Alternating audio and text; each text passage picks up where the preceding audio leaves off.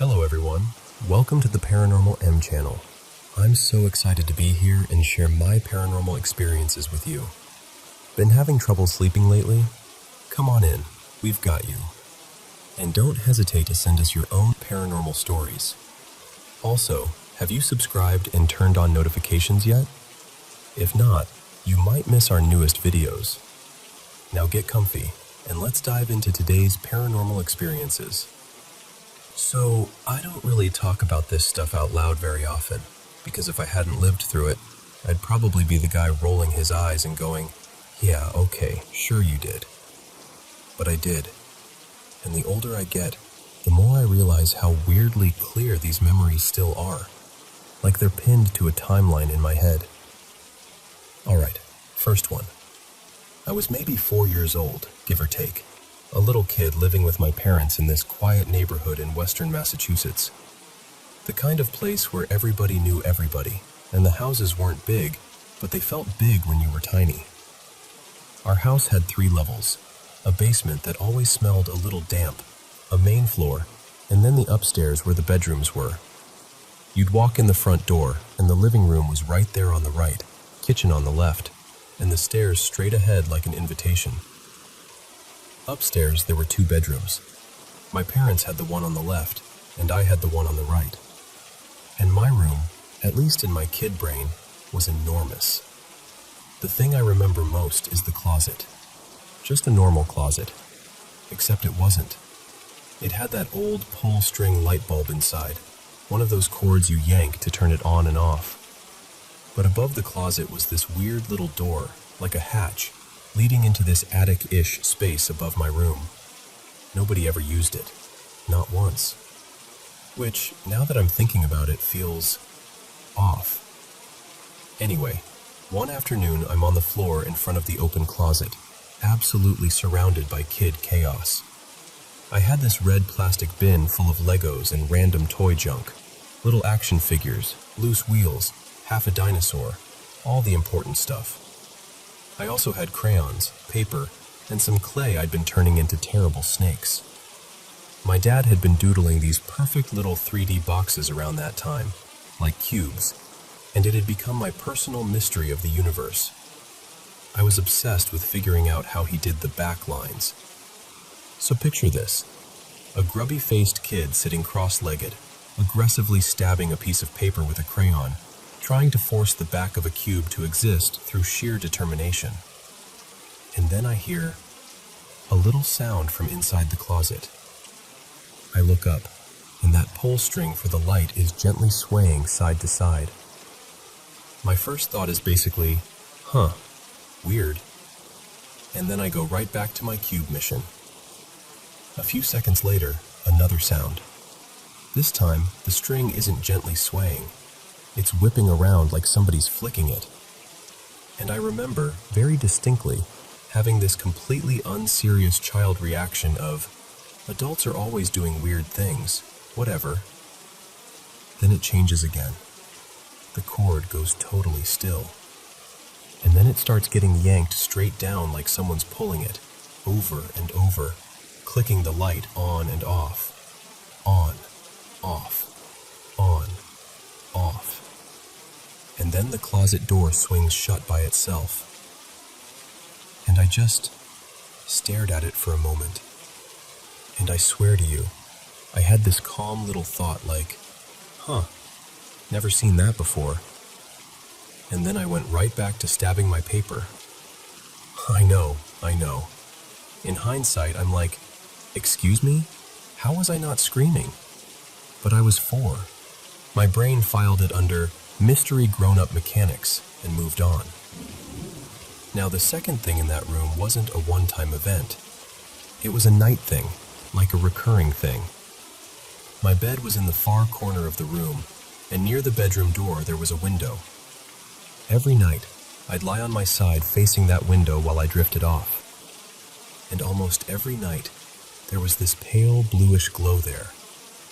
And here's the part that sounds the most ridiculous. The glow would sort of become whatever I imagined. At that age, I was obsessed with giant robots. There was this movie I loved, and I kept picturing this towering metal figure out in the distance. In the bluish window mist, it would look like the robot was way out there, semi-transparent, tinted blue, slowly walking toward the house, but never actually getting closer. And I'd watch it until I fell asleep, night after night. It never felt threatening. It was just strange, almost comforting in a weird way. My parents said they'd had odd moments in that house too, but I'm sticking to what I personally saw and heard. Okay, fast forward about a decade. I'm around 14, and by then my family had moved down south, closer to Virginia, but we came back up to Massachusetts for the holidays to visit my grandmother, Marjorie. She lived in this cozy apartment building, nothing fancy, but warm and familiar. I'd stayed there a bunch as a kid and never had anything weird happen. That night, everyone's deciding sleeping arrangements, and they tell me to take the couch in the living room. Fine, whatever. Teen me is just happy nobody is making me share a bed with a snoring relative. So it's late, like 1 or 2 in the mummer, and the apartment is pitch black. Totally silent except for the little hum of the building. I'm lying on the couch with my handheld game system, playing this old Pokemon game, doing one of those repetitive little grinding tasks you only have the patience for when you're 14. I'm half annoyed, half locked in, pressing buttons like it's my job. And then, out of nowhere, I get this sharp awareness.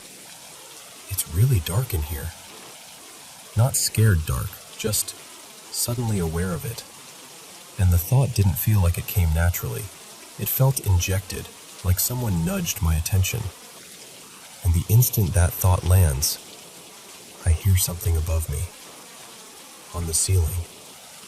It's muffled at first, like someone talking through a wall, except it doesn't sound like a neighbor. It sounds like it's in the room with me, like a man murmuring without stopping, low, rapid, relentless. I freeze and stare upward like, what is that? And the murmuring gets louder, clearer, and then I realize, no joke, the sound is repeating my thoughts. Not in a crisp voice, in this messy, whispery mumble, like it's chewing the words up. If I thought cat, it would go, cat, cat, cat, cat, cat, cat, cat, cat, cat. If I thought something stupid, it would latch onto that too, immediately, like a mirror with a mouth. I'm trying to stay cool, because I'm a teenager and pride is a powerful force, so I do this very casual move where I pull the blanket up and go, I'm not scared, I'm just getting comfortable. I'm cold. Meanwhile, my brain is going a mile a minute. To drown it out, I crank the game volume up and press the speaker close to my face. I even switch areas in the game to get louder music, like that's going to save me. It doesn't, because the whispering starts moving. Not physically like footsteps, but the sound shifts from the ceiling, down, like it's descending toward me. And it gets louder and louder until it's basically right next to my head, like a real person leaning in and whispering non-stop. And at first, this is so embarrassing. I actually try to make it say ridiculous stuff on purpose, because my teenage brain is like, oh, it's a thought parrot? Watch this. So I think the dumbest, most inappropriate words I can, and it starts mumbling them, and for like 30 seconds it's almost funny, because it will not stop. It doesn't pause, it doesn't breathe, it's just relentless. And the moment I start feeling fear, my thoughts turn into pure panic, so the whisper turns into pure panic too. It's like, what is that? What is that? It's right here. It's right here. Stop, stop, stop. And it's echoing it back in that ugly, whispery loop, getting tighter and louder and closer. Something in me snaps into fight or flight, and I pick fight. I throw the blanket off like I'm squaring up with the darkness, and I swing my fist straight toward where the sound is. And instantly, silence. Gone. Just gone. Like someone hit a switch. I sat there breathing hard in the dark, listening for it to come back, but it didn't. The apartment was normal again. Quiet. Still. That was the last time anything like that ever happened to me. I'm in my late 20s now, and I'm way more skeptical than I used to be. I can rationalize a lot. Sleep stuff, stress, your brain doing strange things in the dark. But I'll never forget those 2 moments. The closet light that moved like it had hands, and the whisper in my grandmother's apartment that sounded like it knew exactly what was inside my head.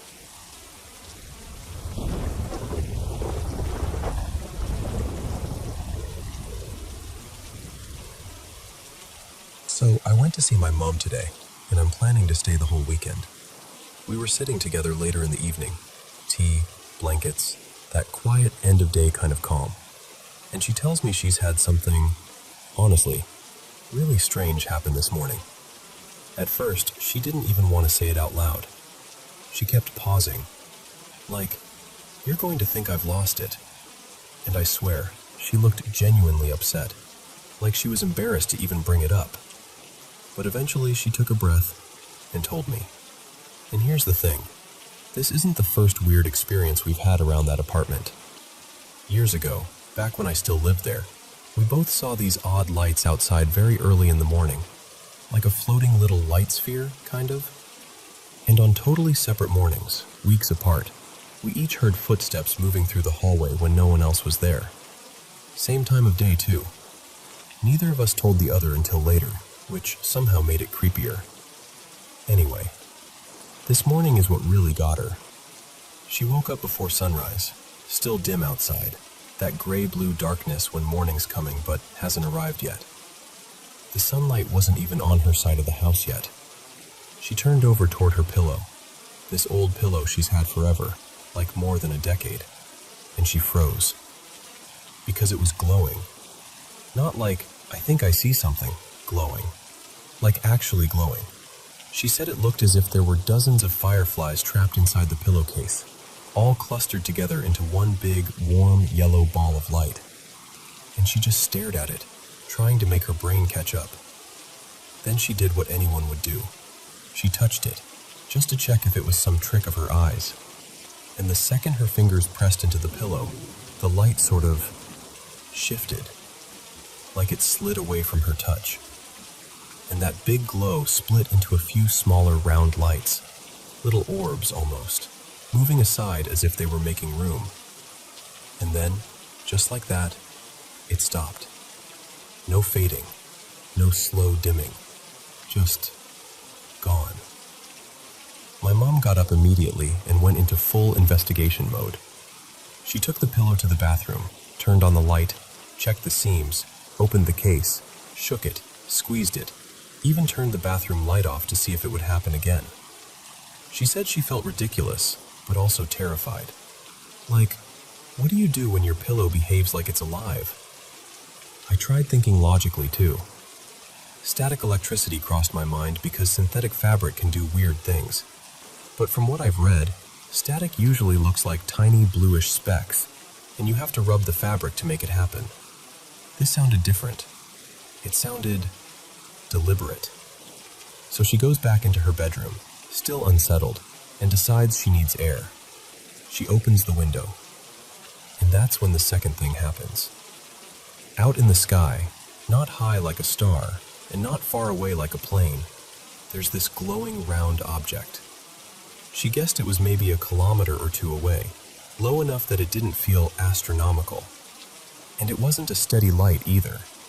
She described it as shimmering, pink and gold and hints of green, like looking into a little kaleidoscope that's somehow hanging in the air. She stood there watching it for maybe half a minute, completely stunned. She said it drifted slightly, like it was gliding or bobbing, not shooting across the sky. Then she glanced away for a second, just a reflex, like her mind needed a break. And when she looked back, it had shrunk, like it was pulling farther into the distance. And then it vanished. No streak, no fade into clouds, nothing. Just gone. When she told me, she started crying. Not dramatic crying, more like the kind where you're frustrated and scared and you don't know how to explain something without sounding insane. She kept saying, "I swear to you, I'm not making this up." And then she said something that really stuck with me. She had this strong feeling that the thing in the sky might have shined onto the pillow somehow. Like the two events weren't separate. They happened within maybe 20 or 30 minutes of each other, and in her gut, it felt connected. I don't know what to make of it. I've heard plenty of strange stories, but nothing quite like this. Not the firefly glowing pillow, not the kaleidoscope light in the sky, and definitely not both in the same morning. And honestly, I'm staying the weekend, but I'm not sure I'll sleep as easily as I thought I would.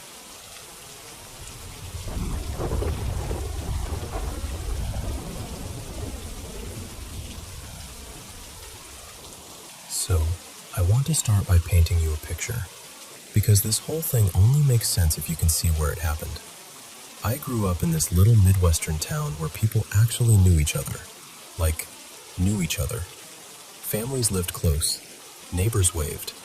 If someone's porch light was out, somebody mentioned it. It was that kind of place. Our house sat halfway down a quiet block. My grandparents, Nana and Grandpa Ron, lived right on the corner nearest us. And behind them, kind of tucked to the side on the cross street, lived this older woman named Marjorie. Between our three houses, all the backyards basically touched. The only thing separating ours was this fenced-off section because we had a small above-ground pool. If I wanted to get from our back door to Marjorie's place, I'd slip outside, cut through my grandparents' yard, and follow the outside of our pool fence until I reached this little wooden garden arch. You stepped under that arch and, boom, you were in Marjorie's backyard. And when I was little, Marjorie was my best friend. She'd been widowed long before I ever knew her, lived alone, and had grown kids I barely saw. But she and I, we were inseparable.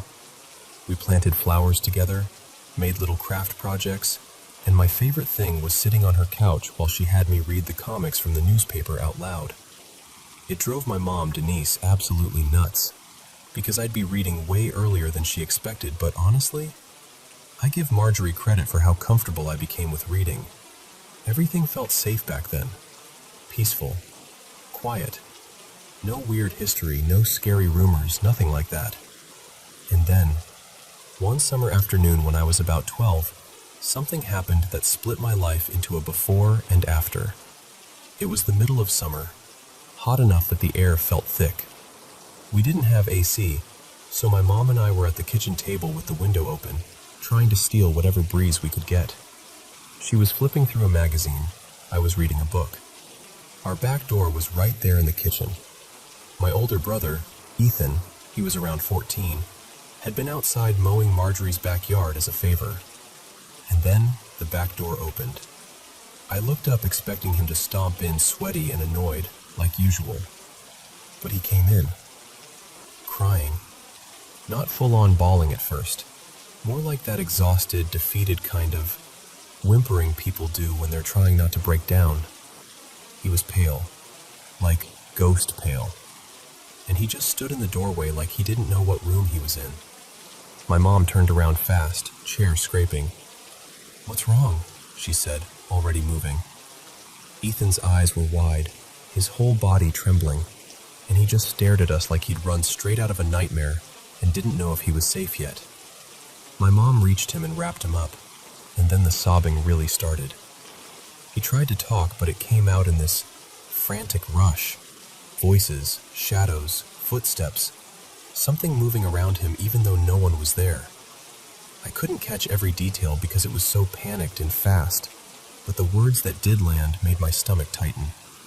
My mom gave me this quick look, like something's wrong, and half-guided, half-carried Ethan into the living room, still holding him. I honestly think she was trying to figure out if he was overheating, like heat stroke or something. But me? I was 12. It was bright outside. Middle of the day. Part of me was shaken by how Ethan was, but another part of me was like, no way. Not in our backyard. Not in full daylight. So I did the dumbest brave thing a 12-year-old can do. I walked right out the back door. I took the little path into my grandparents' yard, turned left, followed the fence line, and stepped under the garden arch into Marjorie's backyard. And the second I crossed under it, I got hit with nausea so hard it almost dropped me, and the air changed. It felt heavier, dense, thick, like I was walking into water, and at the same time it felt charged, electrified. The only comparison I've ever had for it is standing too close to a TV with static, like the whole atmosphere is buzzing and prickling and alive. Then I heard footsteps. At first, they were soft, like distant thumps, but I could feel them too, like vibration through the ground. And then there was this faint laughter, this awful, cliché kind of laughter, like someone mocking you, but it wasn't coming from one spot. It felt like it was in the treetops, in the air itself, everywhere at once. And shadows started moving. Not like a person shadow, more like patches of darkness slipping at the edge of my vision. I'd catch one in my peripheral sight, turn to focus, and it would vanish. Except it kept happening, over and over, like something was circling just outside my ability to look straight at it. I stood up a little more, still holding my stomach. The footsteps got heavier, louder, closer, like something massive was running in circles around me, even though I couldn't see anything. The laughter rose with it until it wasn't laughter anymore. It was this shrieking, taunting sound that made my skin crawl. And the trees started shaking. These were huge old oaks, thick trunks, tall, solid, the kind that don't move unless there's a real storm. But they were rattling from trunk to treetop like something invisible was yanking them. There was no wind. At that point, my brain basically screamed, "Leave! Now!" I forced myself upright and ran back toward the arch, and as I crossed through it, I caught shadow movement along the fence line. Closer, sharper, more defined. I turned my head for half a second, just a half second, and I saw them. 4 tall figures, pure black. No transparency, no details, just voids shaped like something standing upright. Cloaked looking, too tall to be normal. 7, maybe 8 feet. I couldn't see faces, but I knew they were looking at me the way you can feel eyes on you in a dark room. They glided along the ground, keeping pace from about 20 feet away. And then, one by one, they just disappeared. Not behind anything, not into shadows, just gone. I sprinted back to the house, flung the back door open, and practically crashed into the kitchen. My mom was there again, and I started spilling everything. Nausea, footsteps, the air, the laughter, the trees, the tall figures. My words coming out just as fast as Ethan's had. She held up her hand and told me to lower my voice. And then, quietly, she listened, all the way through. When I finished, she looked at me very seriously and said, "Don't tell your brother. He's already shaken. He doesn't need more." So, that was that day. A year later, we moved. New town, more land, different house. Nothing about the move had anything to do with what happened. Ethan never experienced anything again. Neither did my parents. Neither did my other siblings. But for me, it followed. That static, electrified air, the shifting shadows, it started happening again, randomly at first, then more often. Eventually it was weekly, sometimes more. Daytime, nighttime, alone, sometimes even with other people nearby, and nobody else ever seemed to notice. It eventually stopped being terrifying in the moment, because once something becomes common, your brain gets tired of screaming. But the unease never left. It was like having the constant sense that you're in the same room as someone dangerous, except someone was a cluster of moving, shapeless shadows that came and went, and when they were near, the whole world felt charged and wrong. And then something stranger happened. I realized I could trigger it. After that, it stopped being spontaneous most of the time. I could leave it alone for weeks, then test it just to see if it still worked, then back off again. I don't even know how each episode ended, honestly. I think I just walked away, changed rooms, got distracted, like it was bound to whatever space I was in. Until one night, It didn't feel like I called it. It felt like it forced its way in. At our new place, we had a big property with a few outbuildings. One of them became this hangout spot, kind of a clubhouse, where we could be loud and nobody cared. I played guitar, so I spent a lot of time out there because I could crank an amp without anyone yelling at me. One night, late, like edging into early morning, I was out there playing for hours. I had recently gotten a new amplifier, and I was obsessed with it. At some point, I noticed the volume knob felt loose, like it kept creeping down on its own. It was irritating, so I turned it all the way up and started playing hard, fast, half to blow off steam, half because I wanted to catch the knob in the act. I leaned forward, eyes fixed on it, and right in front of me, that knob twisted straight down to 0. The amp went dead silent, and the moment it did, the air exploded with that electric pressure, stronger than I'd ever felt it, like the room had been filled with charged mist. I sat up and realized the space was full of them. Not 10, not a handful, more like 50.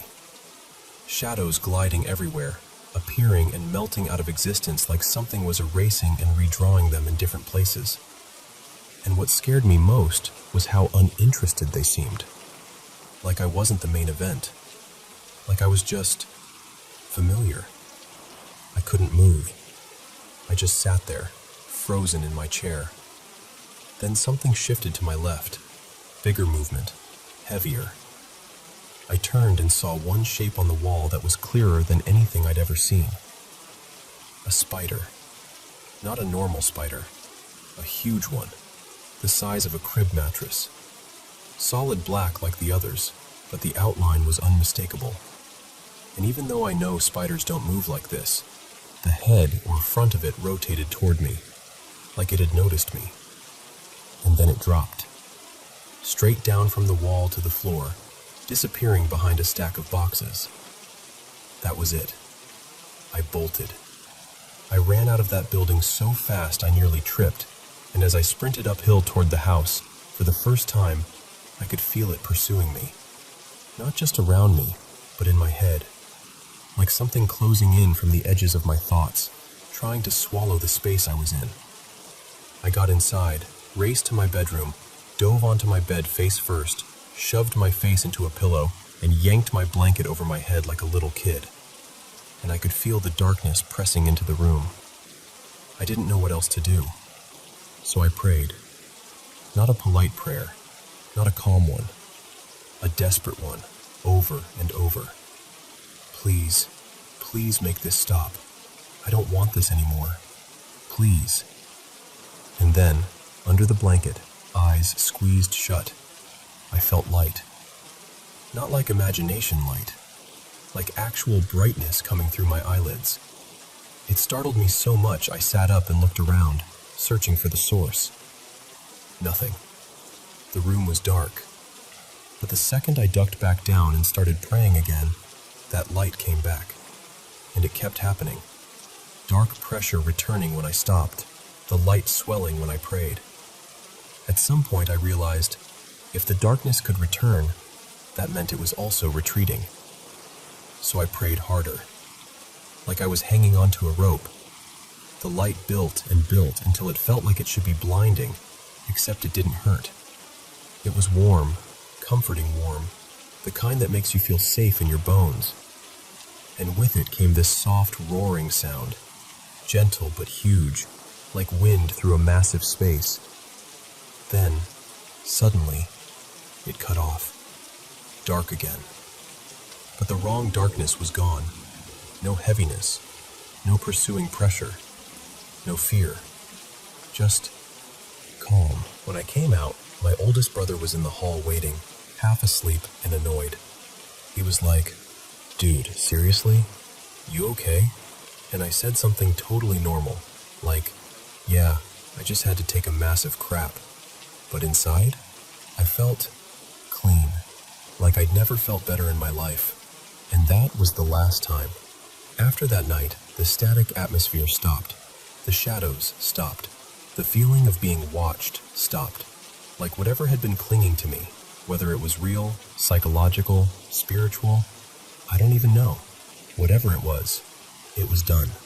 And I know this is a long story. I've never told it quite like this before. But if I'm being honest, I still remember exactly what that garden arch felt like a doorway you can't see until you step through it.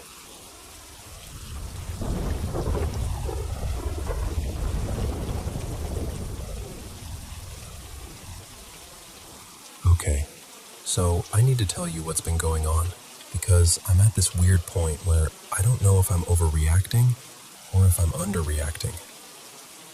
So the house next door to me, it's been empty forever, like years. It's this huge, creaky old mansion with the kind of porch you can picture in an old photograph. A few different owners have bought it in a short span, 3, I think. And every single time, they start renovations and then just stop, mid-project. Boards in the yard, tarps half on, windows covered, and then nothing. No moving truck, no, finally, someone's living there. Just silence. And then, maybe 5-ish weeks ago, I started noticing lights. Not normal, someone's home lights. I mean, lights turning on late. Always after 1 a.m. And I'm awake then because I work from home and my schedule is basically nocturnal. The first time I saw it, I did the rational thing. Maybe the owners came by. Maybe they needed to grab something. But there were no cars, no headlights, no doors opening. Just a glow in an upstairs room, like someone flipped a switch and walked away. The second time, it happened even later, like 2:15, 2:30, and still no cars. So I called the cops because, okay, fine, maybe someone broke in. Squatters, bored teenagers, whatever. And honestly, I love old buildings. I have a soft spot for them. The idea of people trashing that place for fun made my stomach twist. The officers came out, walked the property, knocked, shined flashlights in windows. Nothing. No broken doors, no smashed windows, no obvious way in. And they told me they couldn't enter without permission unless there was clear evidence of a break-in. So they left. It happened again a couple nights later. Same deal. I called again. Same routine. Same outcome. And I could tell, by the way they looked at me, that they were already filing me away in their minds as the neighbor who calls about nothing. So I decided the next time it happened, I would record it. Just proof. Something solid. 4 nights went by, and I started thinking maybe it stopped. And then one night, I was in my kitchen making the saddest meal imaginable. Heated up garlic bread and a frozen pizza, and I had my timer set. I remember the exact time because the timer went off at 3:07 a.m. I walked over to the oven, and through my kitchen window, I saw the basement lights on next door. So I grabbed my phone and started recording. And the second I hit record, the light in their kitchen snapped on, the window facing my direction.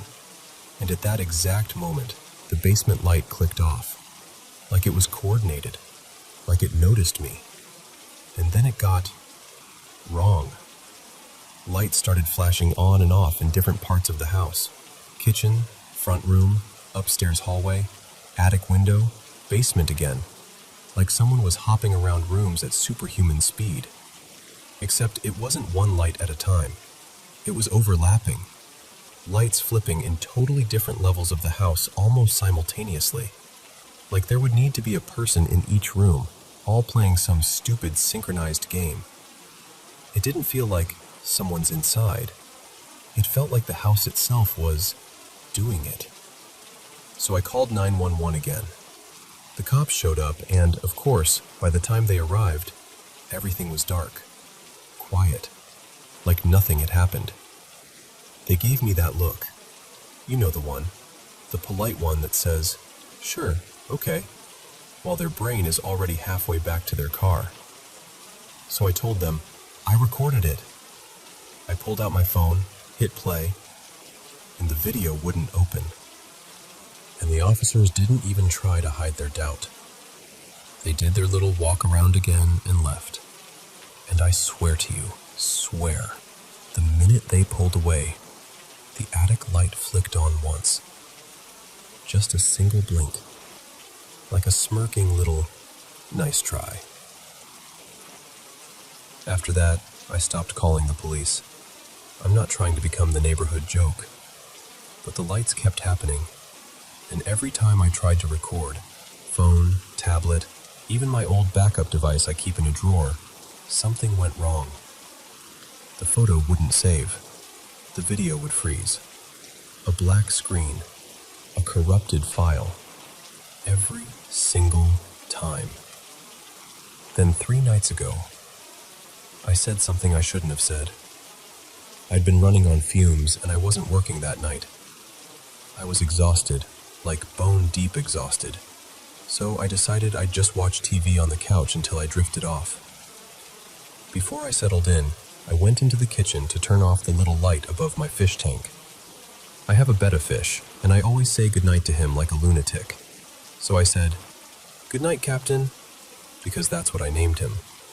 And then, half joking, half just being dumb, I looked out the window toward the mansion and I went, "Good night, whoever you are."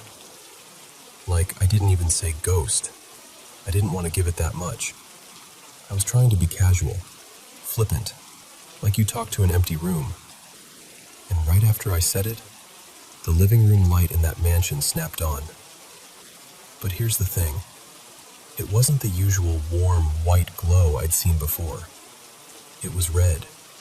Not, maybe the shade is weird. Not, maybe my eyes are tired. Red. Like someone put a red bulb in there on purpose. It held for maybe a second, long enough for my whole body to go cold, and then it shut off. And I just whispered, "Nope," like I was declining a party invitation. And I walked straight back to my couch and laid down like pretending hard enough could erase reality. About 15 minutes later, my cat, Miso, who'd been curled up on my stomach, shot upright like she got electrocuted. She hissed. A real, ugly hiss. And then she bolted out of the room like something chased her. And as soon as I sat up, I heard my front doorknob jiggle. Not a bump. Not the house settling. The unmistakable sound of someone trying the knob. Like a hand testing it. Once. Twice. I flew to the door, heart pounding, and looked through the peephole. No one. I checked the windows, the yard, the sidewalk, the street. Nothing. Nobody. And that's the part that's messing with me most. Because the lights were creepy, sure, but they were at a distance. They were a mystery I could squint at and call weird. But the doorknob? That was here. That was my space. Now I'm barely sleeping. And when I do, I get nightmares. Really vivid ones. The kind where you wake up more tired than when you went to bed. And I keep replaying it, over and over. That red light, my cat hissing, the doorknob turning. And I keep thinking, did I invite something? Did acknowledging it, even lightly, make it feel like it could come closer? So I don't know what to do now. Do I ignore it completely and act like it's not happening? Do I try to figure out what it is and risk making it worse by paying attention? And how do you even confirm something is supernatural without spiraling into paranoia? Because I'll be honest with you, part of me still wants a normal explanation. A wiring issue, a prank, a squatter with a weird obsession with light switches. But the other part of me, the part that heard my doorknob move in the dark, can't shake the feeling that something heard me. And it answered.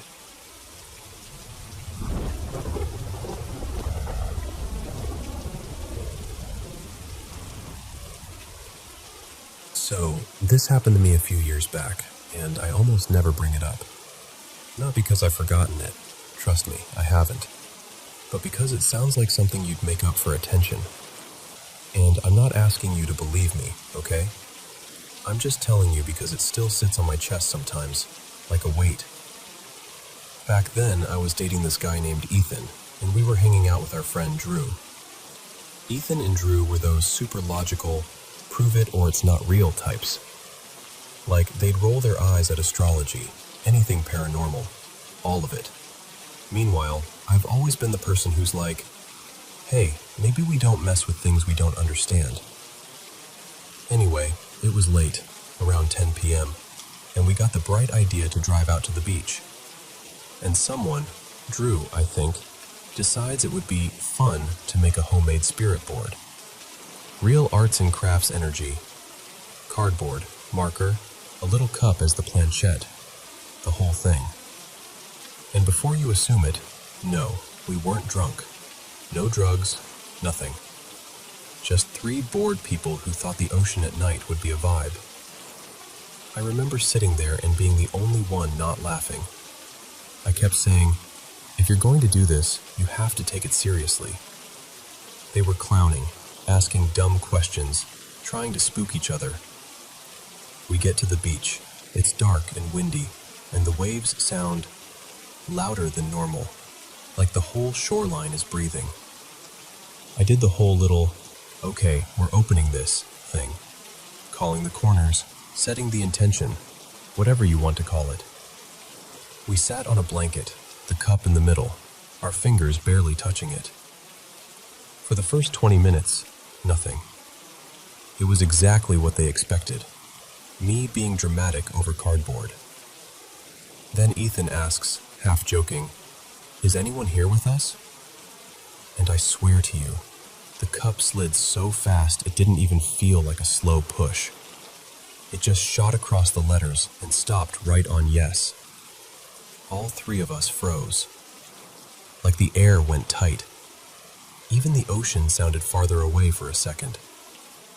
Ethan's face changed immediately. No more smirking. Drew did that thing where people laugh when they're scared, but it wasn't a normal laugh.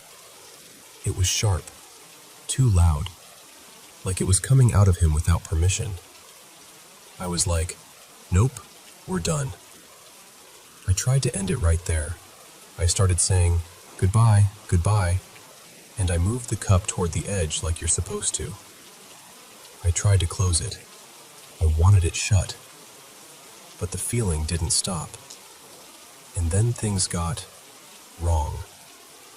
Drew starts laughing harder, like it's building, and Ethan suddenly stands up and starts pulling off his hoodie and his shoes, like he's on autopilot. He looks at the water and goes, really calmly, I'm going in. And I'm like, Ethan, what are you doing? Because it was cold, like truly cold, and it was late enough that the beach had emptied out hours ago. The only lights were distant street lamps, and the moon was barely doing anything. He doesn't look at me like my boyfriend. He looks through me, blank. And he just repeats, I'm going in. I'm begging him, like, actually begging. I'm crying and grabbing his arm, trying to hold him back, and he's still walking toward the water like I'm not even there. Meanwhile, Drew is still laughing, but now he's shouting that his name is Pauline, over and over, like he's announcing it to the beach, like he wants someone to hear him. Ethan and I are terrified at this point. We're trying to get Drew to come back with us, and he's bouncing between laughing and yelling that name. We basically drag him up the wooden steps off the sand, back toward the parking lot. We get him to the car, and then, out of nowhere, he locks onto something across the road. A shadow moving by the dunes. A coyote. Not even close. And Drew bolts after it. When I tell you I've never seen someone move like that, listen, I know how it sounds. It wasn't, oh, he ran fast. It was like his body was doing something it shouldn't be able to do. Long, insane strides, like panic had turned into fuel. Ethan and I catch up just enough to yank him back and basically shove him into the back seat. We're shaking. I'm trying not to hyperventilate. On the drive back, we pass this small chapel, not a big church, just one of those little roadside ones. and Drew suddenly sits up straight and starts making sounds that aren't words. Not English, not anything I recognized. It sounded like a burst of language without meaning, but with a rhythm. Like chanting, almost. Ethan keeps glancing at me like, what do we do? And I'm just staring straight ahead thinking, we messed up, we messed up, we messed up. We get to Ethan's place, and I hate admitting this, but we panicked. We ran inside and slammed the door behind us.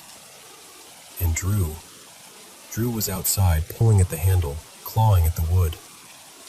The next day, when Ethan checked the door, there were literal scratch marks, like someone had dragged their nails down it hard enough to leave grooves. That night, I called my friend Maya, because Maya is the kind of person who actually knows things. Like, she studied spiritual stuff, protection rituals, the whole deal. She didn't laugh when I told her. She got very quiet and told me to put the phone near Drew. And then Maya said a word. She said it was from the Cree language. Just one word. Short. Firm. The second Maya said it, Drew's whole body jolted like he'd been punched from the inside. He threw up, not normal sick, like sudden, violent vomiting. And then he started sobbing. Real sobbing. The kind where you can't breathe between cries. And he just kept saying, "What happened? What happened to me?" Like he didn't remember. Like he'd woken up somewhere he didn't recognize. After that, things calmed down. Not immediately, but enough that we could function again. We didn't touch the board. We didn't talk about it much. We just tried to pretend we could outrun it by not naming it. But here's the part that still messes with me. The next day we stop for food, some drive-through place, nothing special, and the employee inside keeps calling out an order. "For Pauline!" Again and again. And nobody goes up to get it. We're sitting there in the car, staring at each other like someone just turned the world into a joke we didn't understand. After that, we drifted. The three of us. Slowly, naturally, like friendships do sometimes. But I've always wondered if we drifted because none of us could figure out how to talk about it without sounding insane. But I knew them. They weren't theater kids. They weren't prank people. And some things, like Drew running after that coyote, like the scratches on the door, like the way Ethan's eyes looked when he said, "I'm going swimming," without blinking, those things don't feel like acting when you're standing in front of them. So I don't know what it was. I just know that sometimes, when I hear waves at night, I think of that cardboard board and that single, fast slide to yes. And I get this cold feeling in my stomach, like the beach is still waiting for us to come back and finish the conversation.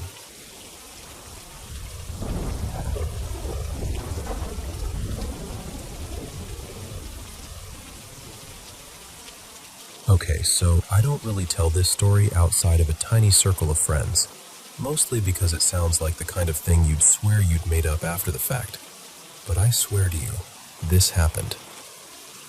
Back in the early 2010s, I was in college in Chicago. I lived on campus all 4 years, in this tall old dorm that had been standing forever, built sometime around the 1920s. Before the school bought it, it wasn't even a dorm. It used to be this busy downtown building with offices and little storefronts, so you could just feel the layers of time in it, you know?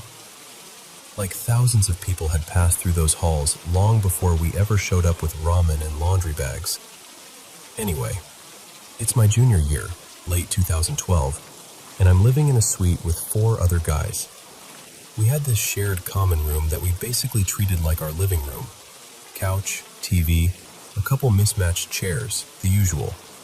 And the weird part of the layout was the window. It was huge, and it looked straight down the hall into the common room of the suite across from us. And the suite across from us was a group of girls we knew. Same year, same classes, friendly but not best friends. Their common room had the same big glass window.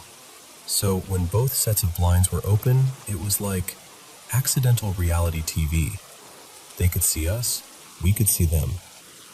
Most of the time, we just ignore it, or do a little wave if someone happened to look over. So one night, it's me and two of my suite mates, Evan and Noah, camped out on the couch. We'd ordered a pizza and we were doing this dumb, perfect college thing. A marathon of kung fu movies, one after another, getting way too invested in every dramatic slow-motion punch. And I need you to understand something about Evan and Noah, because it matters. Both of them are the most level-headed, skeptical, rational people I've ever met. The type who would rather argue statistics than entertain a ghost story. No superstition, no, maybe it was a spirit, none of that. If anything weird happens, they immediately start hunting for the sensible explanation. Also, we were completely sober. No drinks, no anything, just pizza grease and martial arts sound effects. It's late, like right around midnight, and at some point I catch movement through that window across the hall. Not in the movie, not a reflection, real movement in the girls' common room. All three of us look over at the same time because it's obvious. Their lights are on, which makes it crystal clear, and we see a man walking right through the middle of their common room. At first glance, it's not like, oh my god, intruder. He looks like Staff. Late middle-aged, thinning hair, kind of stocky. He's wearing dark work coveralls and something like a utility belt, like keys or tools hanging off it. The thing is, Staff wasn't supposed to be in the building that late. Maintenance and custodial people clocked out early, definitely before 9 p.m. And on top of that, the campus had just sent emails warning about people from outside slipping into dorms when doors didn't latch, wandering halls, trying handles. So the second we see this guy, the vibe in the room changes. I remember blurting out something like, "Why is a custodian in their suite right now?" Noah squints and goes, "Maybe they had a leak, like an emergency call?" And I'm like, "Sure, maybe." But it doesn't sit right, because we don't see any of the girls. No one's talking to him. No one's following him. He's just moving through the room like he has a destination. And I'm thinking, if this is some random guy who got in, or someone who shouldn't be there, those girls are our friends. We can't just shrug and go back to the movie.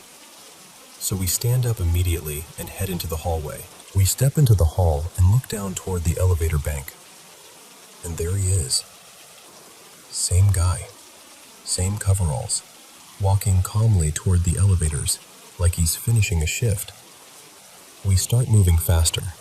We're not sprinting, but we're definitely trying to catch up before he disappears into an elevator.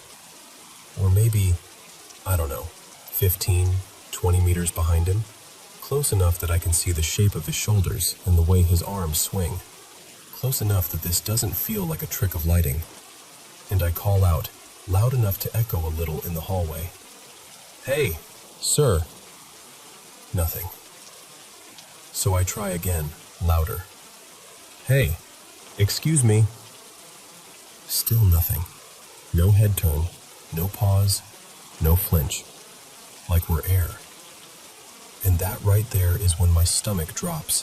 Because it's one thing if he's staff and just doesn't feel like dealing with students, but you still react when someone calls out in an empty hall.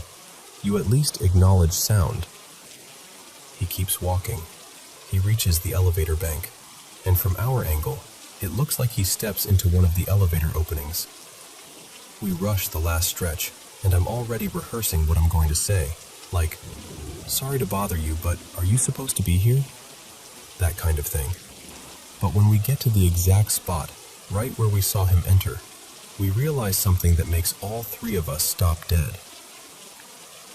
He stepped into one of the elevators that doesn't work, one of the sealed ones, the gated, closed, unusable elevator shafts. And I don't mean the door was closing and we missed which one. I don't mean he slipped into a working elevator and we got confused. We watched him walk straight into the dead one, straight into where there shouldn't have been an opening at all. Evan immediately starts trying to logic it out. Maybe it's the angle, he says. Maybe he went into the one next to it and we thought, But that doesn't hold up, because if he'd gone into a working elevator, the doors would have been open long enough for us to see them. Those doors took forever to close, and we reached the elevator bank in like 2 or 3 seconds after he entered. There wasn't even time for a full close.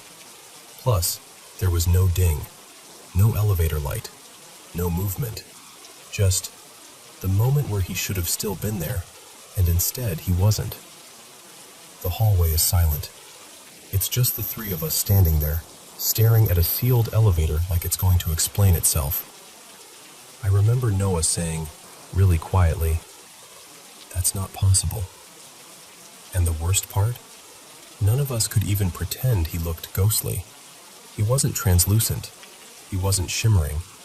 He looked like a completely normal, physical person. Solid. Real.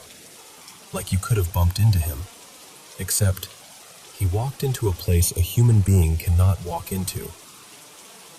The next day, I see one of the girls from that suite, her name was Tessa, in the lobby, and I'm still unsettled enough that I just go for it. I'm like, "Hey, weird question. Did you guys call maintenance last night? Like late? Around midnight? Plumbing problem? Locked out? Anything?" And the second I say it, her face changes. Not confused, more like wary.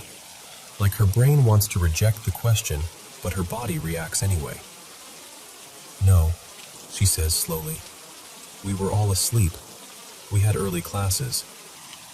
And she can see on my face that I'm not asking casually, so she goes, "Why?" So I tell her. I tell her about the guy crossing their common room, and the hallway, and the elevator. I keep it as grounded as I can, because even while I'm saying it, I can hear how insane it sounds. Tessa looks freaked out, like properly freaked out. But she tries to be practical too. She says maybe one of her suite mates called someone without telling the others. So she promises she'll ask. Later that day, she gets back to me. "So that's it. That's the whole story. No dramatic ending. No, and then the lights went out. Nothing like that.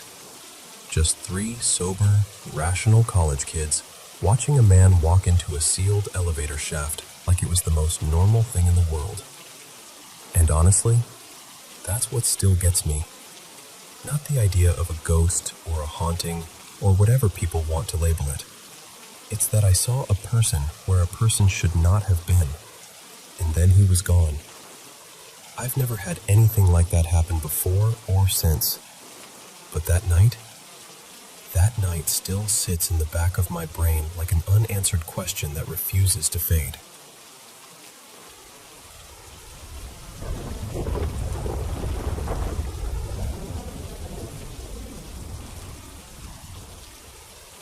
Okay, so first, a little context, because the where matters here. I live just outside Cincinnati, but not the Ohio side. I'm down in northern Kentucky, close enough that if you fly into the Cincinnati airport, you'd actually be landing nearer to my house than most of the city itself. It's one of those regions that's kind of stitched together from a lot of different worlds, different income levels, different neighborhoods, a lot of old history, Civil War history, river history, and the kind of native history you feel more than you can point to on a map. Stories tied to tribes like the Shawnee and Cherokee, mostly passing through or using the land for hunting rather than building big settlements right where I am. And yeah, around here, paranormal stories are basically part of the local seasoning. People talk about haunted spots like it's just normal small talk. I've got my own experiences too, but the thing I'm about to tell you, this one gets under my skin because I didn't see it myself. And none of the adults I've talked to have seen the main thing either. The only witnesses are teenagers. And look, I get it. If you're the kind of person who hears a bunch of teens said they saw something, and your brain immediately goes, "Sure, okay, I'm not even mad at you. I've done the same thing." But here's what changed it for me. Once you know a kid well enough, you start noticing their tells. Teenagers can be slick. but most of them don't have the patience to build a consistent lie over time, especially not when friendships fracture and they stop coordinating with each other. If anything, kids accidentally reveal the truth when they don't mean to, because they're still learning how to mask things. So, here we go. My son switched schools and met a group of kids who lived in a nearby trailer community. And before you picture some run-down, busted-up place, no. This one looks, honestly, kind of nice. Clean lots, decent upkeep. It had a basketball court, a playground, long looping streets where kids could ride bikes and mess around without constant traffic, and these open grassy areas where they'd set up little games, like it was their own neighborhood park system. My son was thrilled. He wanted to be there all the time. Before long, I became the regular chauffeur. That was my role. Drop him off, pick him up, sometimes take a few of the kids with us on day trips. Movies, hiking, mini golf, whatever. My whole thing as a parent is balance. I want my kid to have experiences, and I want him around friends in more than one environment. And it was during those car rides, windows down, kids talking over each other, that I started hearing it. At first it sounded like typical spooky kid talk, like, "Oh dude, you know what's in the woods," that kind of thing. But eventually I got upgraded to, "All right, mister, is cool," and I started getting the full version of the stories instead of the edited, half-mumbled ones. Now, in this trailer community, there's this oddly placed strip of woods. Not a forest, not some big nature preserve, just this patch. Maybe about an acre wedged between two homes near a bend in the road, and then it narrows into this thin, stretched-out line of trees running behind the trailers for a good quarter-mile. It's also the side closest to the interstate, so I always assumed it was left there as a sound buffer, like nature's little noise wall. One of my son's closest friends, let's call him Mason, lived in one of the trailers right beside that wooded patch. And that matters later. And that's where the stories start getting weirdly consistent. They told me about seeing tall, dark shapes standing at a distance, like a person, but wrong. Not just a dude in a hoodie. More like a silhouette without detail. No face, no clear outline of clothes. Just a vertical, humanish absence. And they'd blink and it would be gone. They told me about noises too. Growling sometimes, wailing other times. And then the worst one, mimicry. A voice calling from deeper in the trees. Sometimes it sounded like one of their friends. Sometimes like somebody's mom. Sometimes like a little girl they didn't recognize. One kid swore he heard a baby crying out there, like right past the tree line, like it needed help. But the voice always had the same purpose, drawing them in. And then there were the marks. This is the part where I got a little colder about it, because a couple of them, more than one, showed me scratches and red welts after they'd gone near that patch. And what creeped me out was the pattern they themselves noticed. It tended to happen to the kid who was the weak link that day. Like the smallest one, the one who was already jumpy, the one who'd been having a rough time at home, or the kid who went in there angry, grieving, stressed out. Like it wasn't random. Like something was picking the easiest target. Naturally, the kids had a name for it. They called it a skinwalker, which, yeah, I'm aware that's not really culturally accurate for Kentucky woods. I think it was just the monster of the moment, the label they had available. But even if the name was wrong, the fear didn't sound pretend. At first, it was all coming from one big friend group, and I told myself, okay, sure, they're hyping each other up. They've created a shared urban legend. Kids do that. But then the group blew up. Teen drama. Friends splitting into enemy camps, backstabbing. The whole exhausting thing. And my son, being who he is, still tried to stay friendly with people on both sides. So I'd hear stories from kids who were no longer speaking to each other.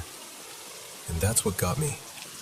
Because they weren't comparing notes anymore, but they were still describing the same things. Same patch of trees, same distant figure, same voice calling you in, same tension. Then Mason told me something that made my stomach drop. He said he'd seen that same tall, dark, featureless figure inside his house, in the corner of his bedroom. Not outside, not at a distance, in his room, like it had crossed whatever line existed between the woods and everything else. And that was the moment my brain started making connections I didn't want to make. Because once I started paying attention, not to the paranormal stories, but to the adults in the general atmosphere, I noticed something else. It's like that whole place carried a kind of rot. People would move in and suddenly their lives would start unraveling. Cars that were fine would suddenly need expensive repairs. Couples who'd been together for years would split up in brutal, messy ways not long after relocating there. Kids who had never been violent would get mean, like truly aggressive, hair-trigger cruel. Injuries from accidents became common. Constant fighting, constant chaos. And then it escalated. This wasn't gossip, this was real. There was a situation where a teenager stabbed a grown man over something stupid and small. Like, the kind of petty conflict that should have ended with shouting, not blood. And that's the dividing line for me, so that's where I'm stuck. Because I can't prove anything supernatural happened. I didn't watch a faceless thing step between the trees. I didn't hear the voice myself. But I've heard these kids talk, separately, over time, with the kind of fear that doesn't feel performative. And I've watched the pattern of harm and negativity around that little wooded strip. And I keep coming back to the same thought, even though I hate it. What if there's something in that patch of trees? Something that doesn't roam beyond the community lines, but still influences everything inside them. Not like a ghost story where it slams doors and throws plates. More like a pressure, a stain, a slow leak of anger, misfortune, and hostility that just keeps seeping into whoever lives too close to it. I don't know what to call it. I don't even know what I believe. I just know it doesn't feel like a harmless legend anymore. And every time my son mentions that place, I find myself listening harder than I should. Watching the kids' faces, watching their hands, trying to figure out who's genuinely scared and who's trying to pretend they aren't.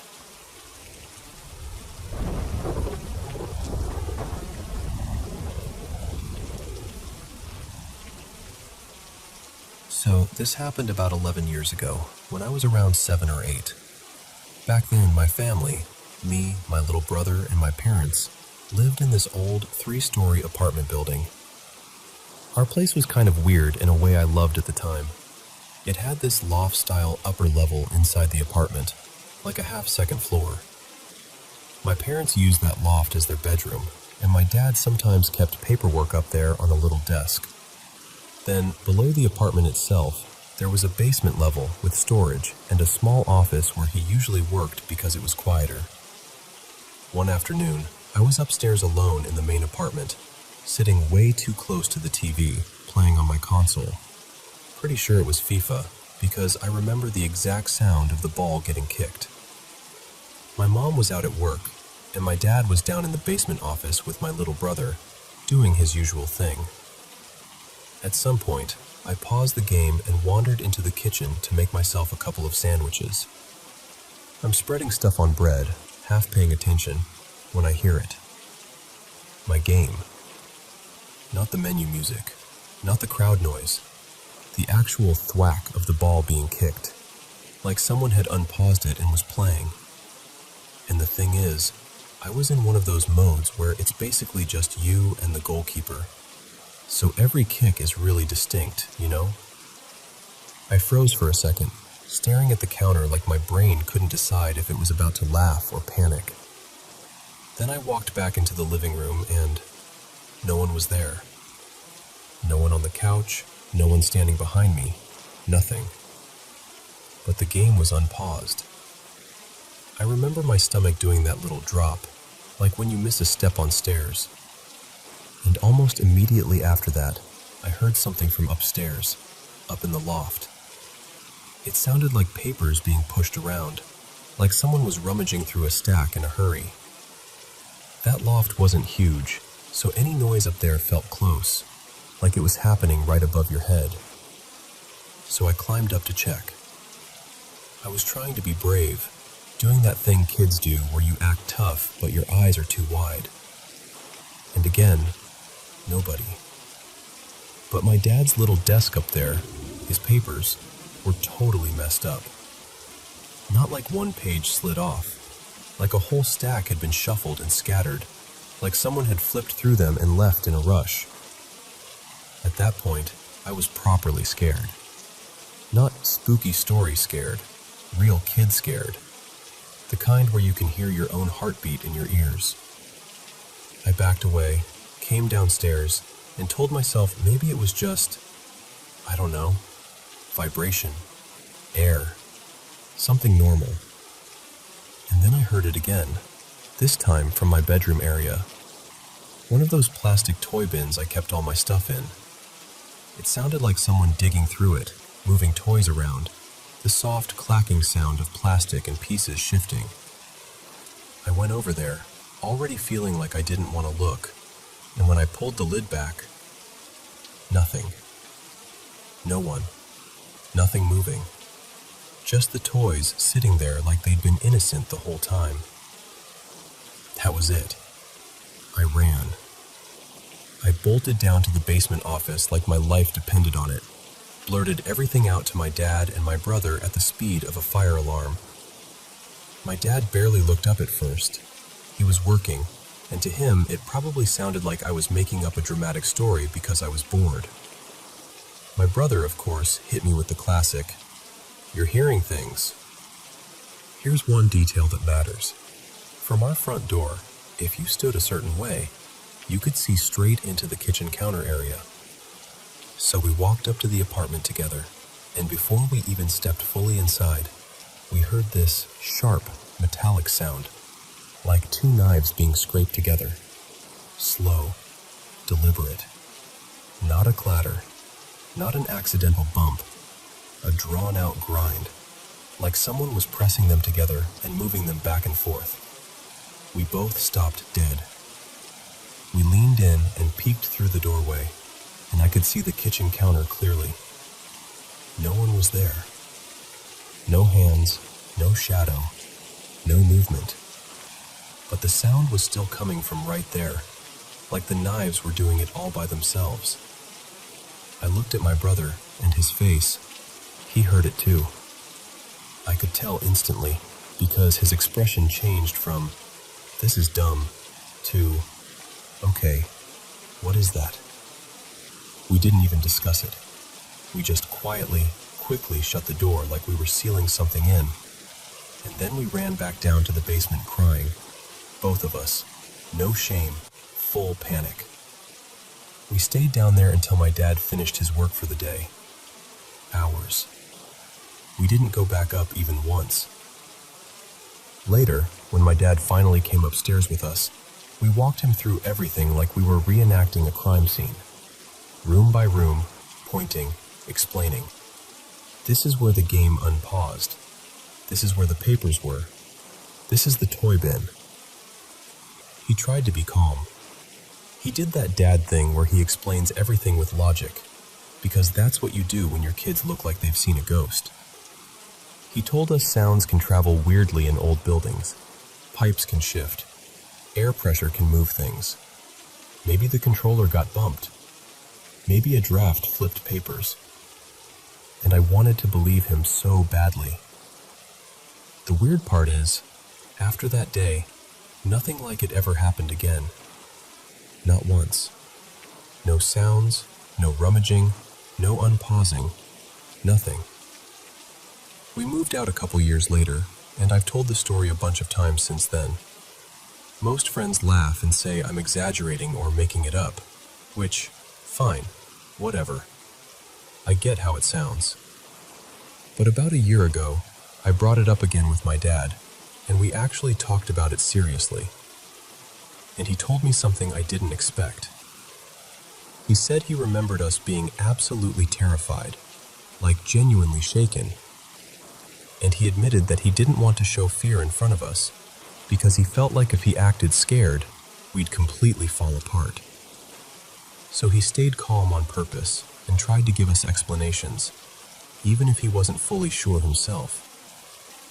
And then he said something that stuck with me.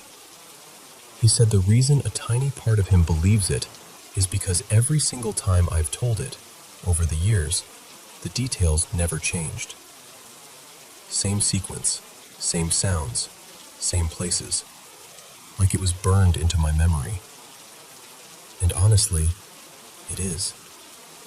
To this day, I still don't know what caused any of it. I don't claim it was something supernatural. I don't even know what I think it was. I just know what I heard. And I know I wasn't the only one who heard it.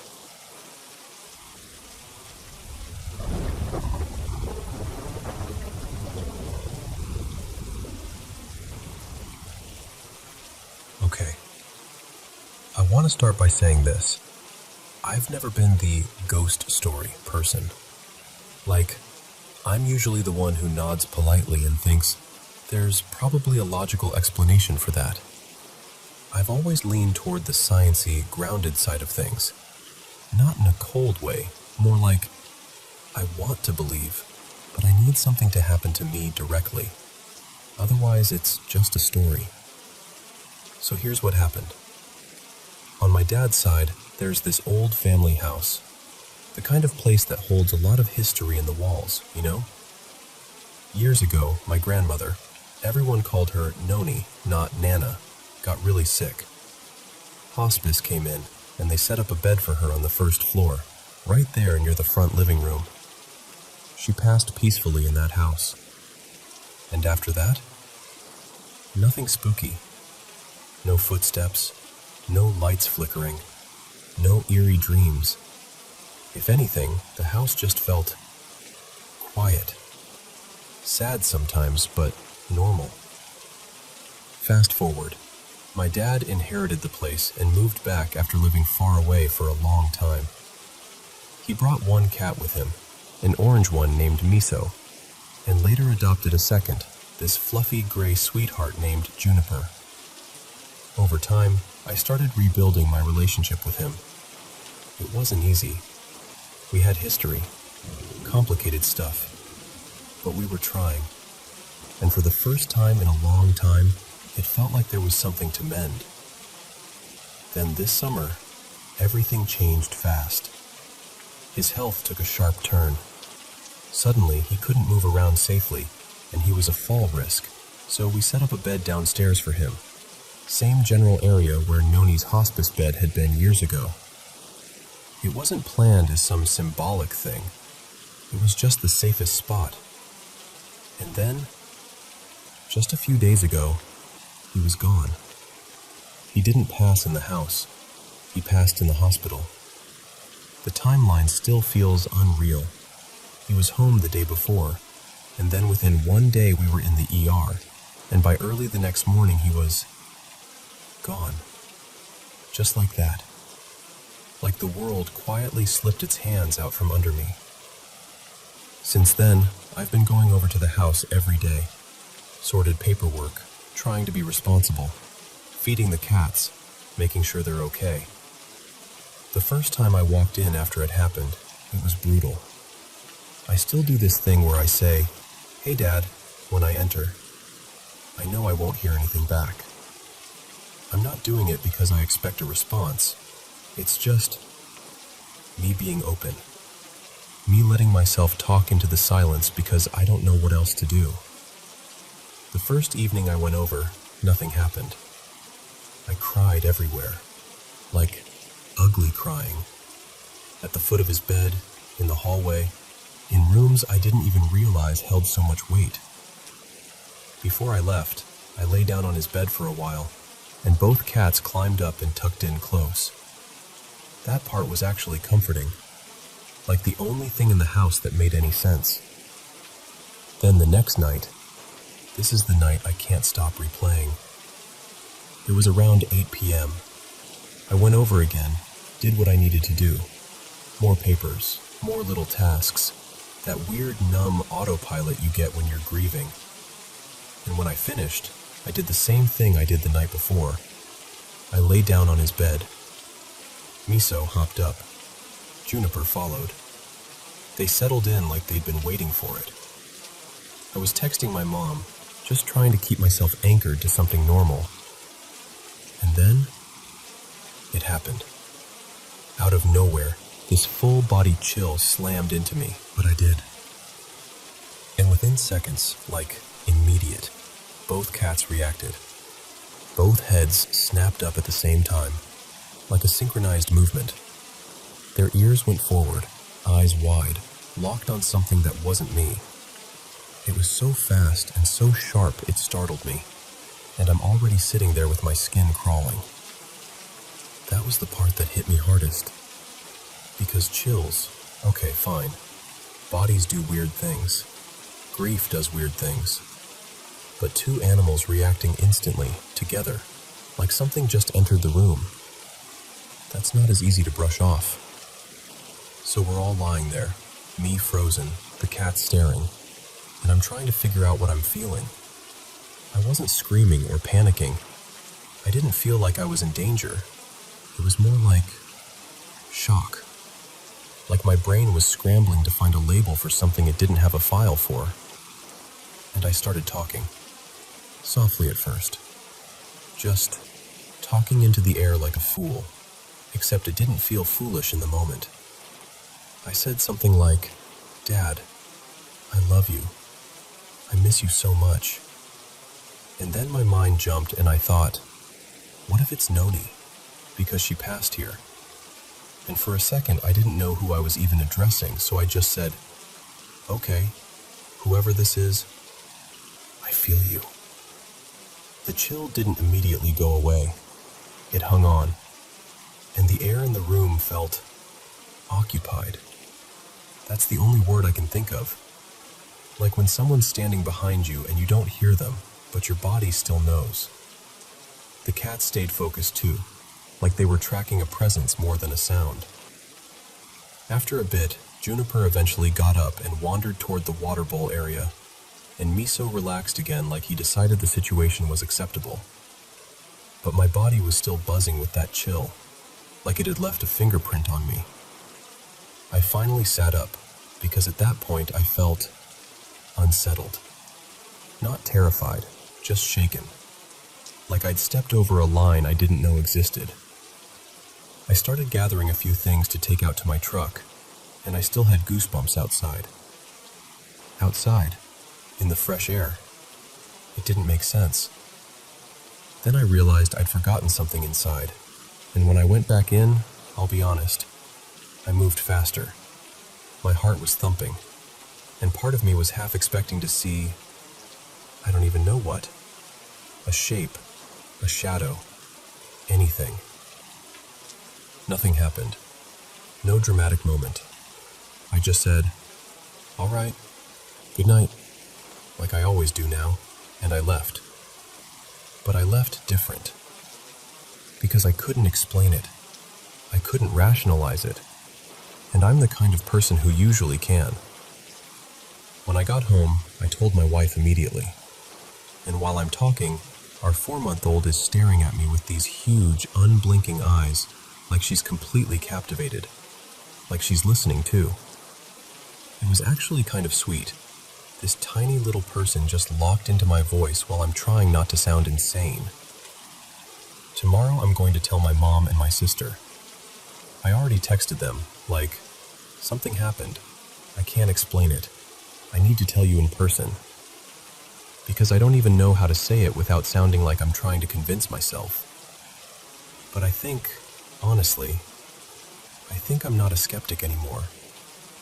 I don't know if it was my dad. I don't know if it was Noni. I don't even know if I have the right to label it at all. I just know the room changed. My body knew. The cats knew. And for a moment, in the middle of all this grief, it felt like the house held more than just silence.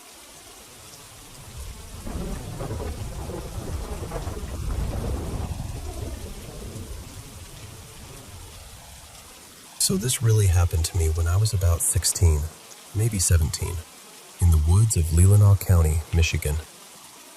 My family and I were up north on vacation, staying in that dreamy, everything smells like pine and lake water part of the world. One afternoon, we went to visit a family friend. Her name was Marianne, who lived way out in the middle of this dense forest, like the kind where the trees feel taller because the light can barely get through. What I remember first is the road. When we turned onto it, the pavement just ended. It became this crunchy gravel road that looked like it had been carved into the woods a long time ago and never updated. And I remember staring down it as we drove, watching it slope downhill, then curve left and disappear into the trees, like it was leading somewhere it didn't want to explain. A few hours go by. Adults are talking. Everyone's relaxed, and I'm bored in that very teenage way where curiosity starts feeling like an itch under your skin. So I'm like, I'm just going to take a quick walk and see where that road goes. And I need you to understand, I grew up outside Chicago. I wasn't a woods kid. And up there, people casually mention things like black bears the way they talk about squirrels. I remember feeling nervous the whole time, like I was pretending I was brave, but my body didn't believe me. Still, I went. When I reached the top of the hill, it was actually kind of beautiful. Birds were chirping, frogs were going off somewhere, like the whole forest had its own soundtrack. It didn't feel threatening exactly, just alive. Too alive. I started walking down the hill, and to calm myself down, I started whistling that little 4-note tune from the Hunger Games. You know the one. It's simple, kind of haunting, but familiar. It made me feel like I had company, even if it was just my own noise. I got about halfway down the hill when everything changed. The birds stopped. The frogs stopped. Not gradually, not one by one. It was like someone hit a mute button. The whole forest just folded into silence so hard it felt physical. And immediately, my stomach dropped because I'd heard before, somewhere, sometime, that when the woods go quiet like that, it can mean there's a predator nearby. And I remember thinking, okay, this is the part where I turn around. But I didn't. I kept going because I was stubborn and curious and 16, and I wanted to prove to myself that I wasn't scared of a road. I kept whistling as I walked, like if I stayed casual, the forest would stay casual too. Then, clear as day, I heard it. The whistle. Answering me. Perfectly. Same 4 notes. Same spacing. Same pitch. Like a mirror. And what messed me up wasn't just that it repeated the tune. It was how human it sounded. Not like a bird mimicking. Not like something distant and natural.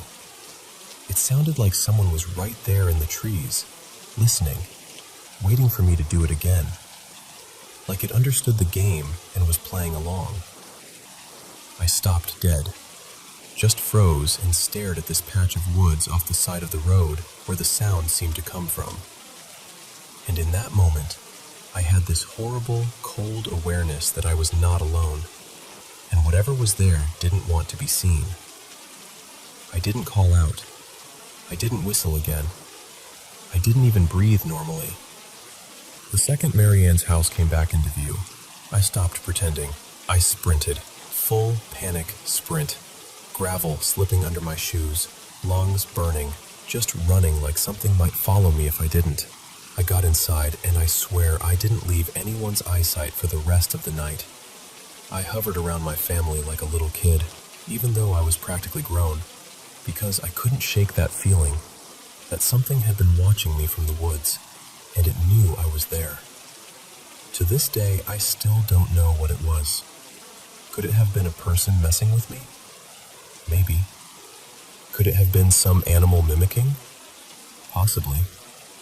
But the way the forest went silent, the way that whistle came back so exact and so intentional, it still makes my skin crawl when I think about it. And honestly, the scariest part is that either answer is terrifying. Because if it was paranormal, that's obvious nightmare fuel. But if it was a real person out there, just standing in the trees, watching a teenager walk alone down a forest road and deciding to whistle back, that might be worse.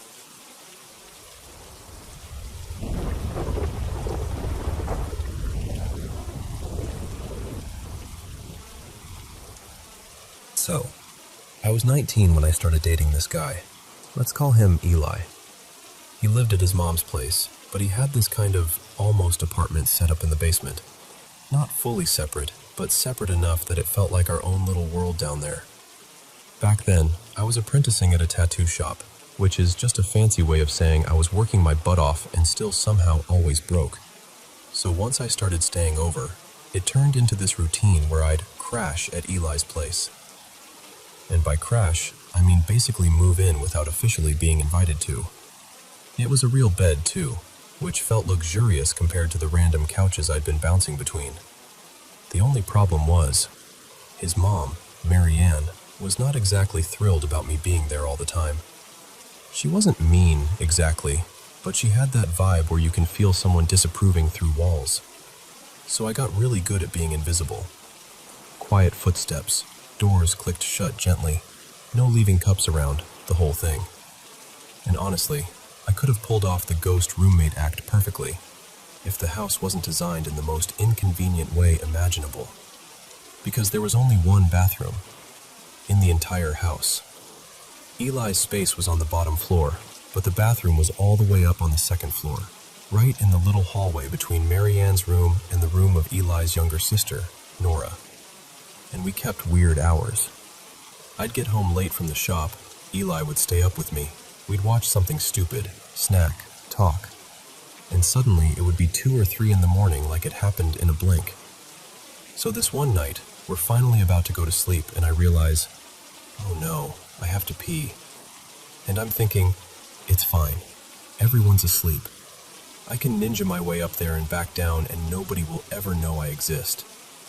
I start up the basement stairs, those old wooden stairs that complain about every single step you take. Like, the house wasn't creaky, it was dramatic. Every step sounded like a whispered accusation. I make it through the dark kitchen, past the living room, and up the next staircase toward the bathroom. I'm half asleep, eyes down, just watching my feet so I don't trip. And then, I feel it. This sudden cold. Not like, oh, the AC kicked on. Not like a draft. Like I walked into a refrigerated aisle at the grocery store. Like the air changed around me. I stop mid-step, and I actually remember thinking, what is that? Because it was so sharp and immediate it didn't make sense. I lift my head, squinting into the dark, and a couple steps higher, right at the top of the staircase, I see someone. A little girl, sitting cross-legged in the corner, tucked back like she'd been placed there on purpose. Long black hair, hanging forward so I couldn't see her face. And my first thought, my only normal thought was, oh, that's Nora. Because Nora had hair just like that. Same length, same dark color. And I'm immediately like, oh my God, did I wake her up? Is she sick? Is she sleepwalking? And also, please don't let Mary Ann wake up. So I whisper, really softly, Nora? Nothing. She doesn't move, doesn't look up, just sits there. And I'm trying to be calm, because the rational explanation is, kid got up in the night. So I climb the last few steps and crouch down in front of her, still whispering her name like I'm trying not to spook a cat. And she still doesn't react. That's when my stomach starts doing that slow drop thing. Because even if a kid is half asleep, they usually do something. They shift, they mumble, they blink, anything. So I glance over my shoulder toward Mary Ann's room. Her door is cracked open, and I can see her in bed, asleep, completely out. Then, without even wanting to, I look down the hall at Nora's room. The door is open just enough that I can see the bed.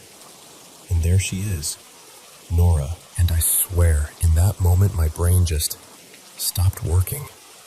Because I'm crouched in front of a little girl who looks like Nora. And Nora is also very obviously asleep in her bed. So I turn back, and the girl in the corner is still there, right where she was. Hair still hiding her face, not moving, not breathing in a way I can see, just present. And it's so quiet that the silence feels loud. I didn't scream. I didn't say anything. I didn't even think properly. I just popped up so fast it felt like my whole body got yanked by a string. And I turned and practically flew down the stairs. I'm going down those steps like I'm late for the last train out of town. I get maybe halfway down and suddenly, the cold is gone. It doesn't fade. It doesn't gradually warm up. It's like someone took a heavy coat off my shoulders in one pull. I stop and look back up the staircase. Dark. Empty. No girl. No shape. No movement. Nothing. And I remember standing there thinking, absolutely not. I'm not going back up there. So I go straight to Eli, shake him awake, and I'm whisper yelling like, I need you to come with me, right now. I saw something upstairs. He's groggy, confused, trying to blink himself into reality. And I'm just standing there with my heart doing gymnastics. And here's the part that's almost funny now, except it wasn't funny then. I didn't use the bathroom. Nope. I put on my shoes and walked to a 24-hour gas station a few blocks away to use their bathroom instead. Alone. In the middle of the night. Like that was somehow the safer option. In daylight, I can admit that was a ridiculous choice. But in that moment, I was like, I will take my chances with strangers and parking lots. I am not going back up those stairs. The next morning, I finally tell Eli the whole story. I'm trying to laugh it off, like, okay, this is going to sound crazy, but... And I get to the part where I'm walking upstairs and I feel that sudden cold. And Eli's face changes, like, instantly. He goes completely serious, looks me dead in the eye, and goes, wait, you felt cold on the stairs? And I'm like, yeah. And he goes, really quietly, and then you saw a little girl sitting at the top? And I just stared at him. Because that wasn't a guess. That wasn't me leading him. He said it like he already knew the next line. And I didn't even ask what he meant. I didn't want details. I didn't want a backstory.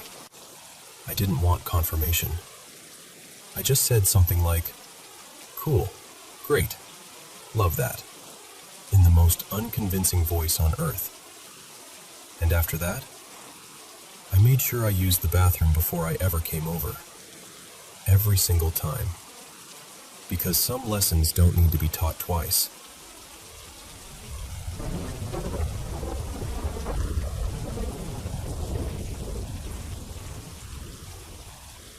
So, I'm not really someone who dreams.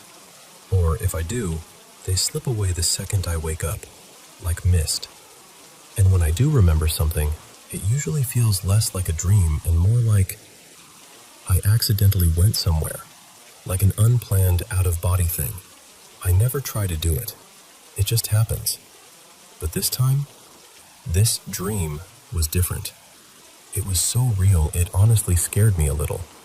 It was vivid, sharp, and I felt completely awake, like my senses were switched on.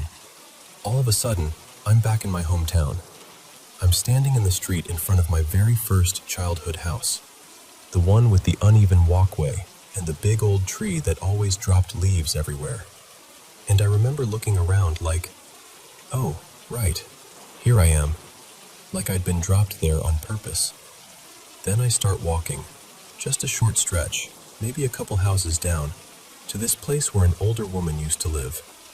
When I was a kid, I knew her well. She always felt safe, gentle, the kind of person who made you feel seen without even trying. When I get there, the house is buzzing with activity. People are hauling boxes and dragging furniture, and everything looks dusty, like the whole place has been shut up for years. It's hard to tell if they're renovating or clearing it out, but it's definitely being turned inside out. I stop one of the movers and I say, "Hey, I used to know the woman who lived here. Would it be all right if I stepped inside and looked around for a minute?" And without hesitation, they just go, "Yeah, sure, go ahead." So I walk up the front steps and go in.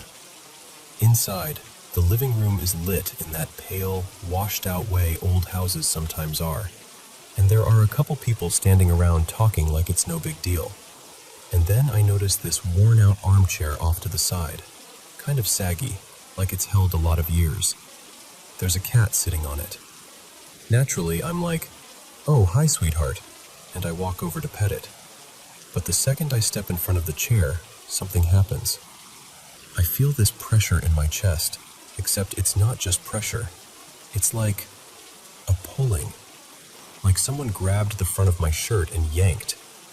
I look down, and I can actually see my shirt pulled outward in front of me, like the fabric is being tugged. But I can tell that's just how my brain is translating the sensation. The real feeling is inside my body, deep and intense. And then, before I can react, I'm being pulled. Not gently, not like I'm choosing to move, like I'm being dragged by an invisible force that has decided I don't get a vote. I spin around and I'm pulled up the stairs, faster than I can think. I can't fight it. I can't grab the railing. All I can do is go with it, heart pounding, trying to understand what's happening. And then it stops. I'm in a bedroom, and on the bed, lying there like she's resting, is the older woman I used to know. Only, she's not exactly solid. She's kind of translucent, misty around the edges, like she's made of light and fog. But I know it's her. I recognize her immediately, the way you recognize someone you loved as a child even after decades. I walk to the side of the bed and kneel down, and I say, without even questioning why I'm saying it, "Hi, Maribel. How are you?" That's not her real name, but in that moment, that's what comes out of my mouth. Like my mind is reaching for the right person, but grabbing the wrong label. She looks at me and smiles, a real smile, warm, familiar, and she says, very calmly, "I think I'm ready to go." And something in me just softens, like I suddenly understand what this is, why I'm there. So I tell her, "If you feel ready, you can go. It's okay. We'll be all right." She smiles again, closes her eyes, and she fades. Not like a scary vanishing, more like a candle being blown out. Gentle.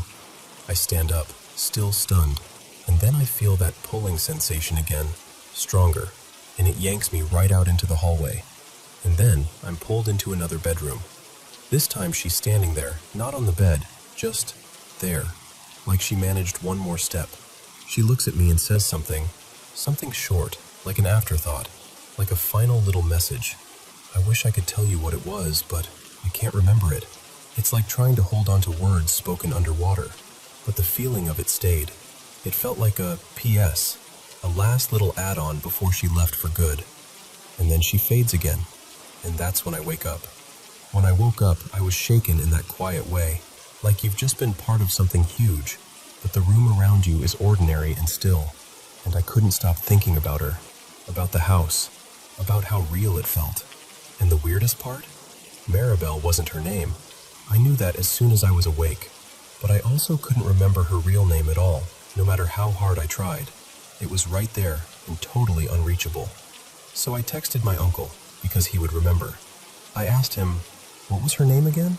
The older woman who lived a few houses down from our old place? He replied with her actual name, and then he added something that hit me right in the chest. She really loved you, you know. And I just sat there staring at my phone, because suddenly the whole thing felt connected. Like whatever that was, dream, projection, spiritual moment, maybe she really was ready. Maybe she just needed someone she trusted to tell her it was okay to let go. And maybe, somehow, our connection from when I was little, mixed with whatever strange doorway I sometimes slip through, is how I ended up there. Not to be scared, not to explore, just to help her leave.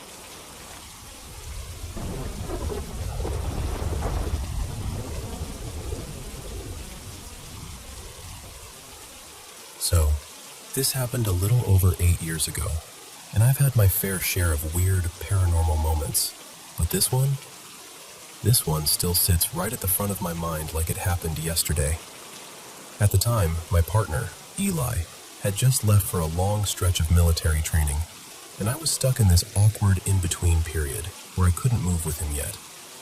So I stayed with a family friend for a couple months, tucked into their spare bedroom, trying to keep my head down and just get through that temporary little limbo.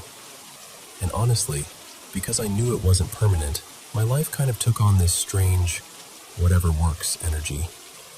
I just needed enough money to keep my bills paid, so when the job I'd once loved started turning into a daily stress fest, I quit. I ended up following my friend Marin into this industrial sewing place. Big machines, heavy canvas, the kind of space that smells like fabric dust and oil. It was actually fun. Super flexible too. You could show up and never know who'd be working at the other stations that day. Now, the day this story really begins, the place was unusually empty. It was just me and Marin at the big cutting table in the middle, laying out canvas and measuring pieces for the day. We got on this topic, those oddly specific things that scare you. Not the obvious horror movie stuff, more like the smaller, personal, immediate nope triggers. The kind of thing that makes your stomach drop and your brain go, yeah, I'm leaving, immediately. And at some point I told Naren one of mine. I said one of the creepiest sounds in the world, to me, is slow scratching. Not frantic scratching, like a branch tapping or a pet pawing at a door. I mean, slow, deliberate scratching. Like something is doing it on purpose. Like it's not trying to get in so much as it's making sure you know it's there, and that it has all the time in the world.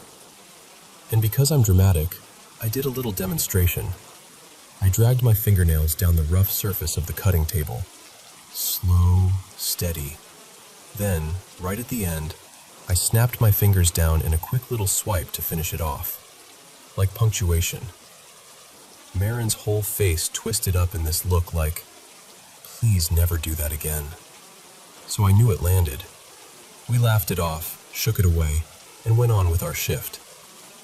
That night, I was in the spare bedroom at my family friend's house, stretched out on the bed reading.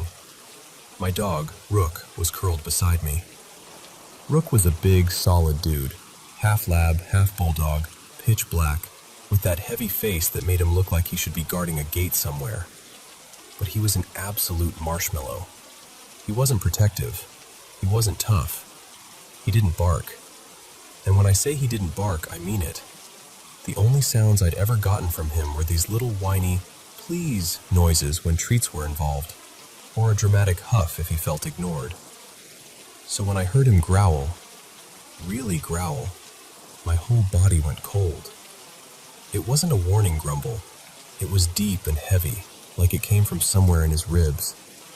I felt the vibration of it through the mattress. I looked over and his hackles were up, fully raised, every hair along his back standing. I reached out, put my hand on him, and followed his stare. He was locked onto the bedroom door. And then it happened. A slow, intentional scratching started at the very top of the door. Not near the knob, not near the bottom like an animal would. From the top, like something tall, or something that didn't care about anatomy, was dragging nails downward at an almost leisurely pace. And it just kept going. It felt endless, like the sound had weight, like it was being done for me. And then it stopped, and finished with a sharp, quick swipe at the bottom, like a final little flourish. I swear my brain stalled out. I sat there frozen, my hand hovering on Rook's bristled fur, not even breathing right.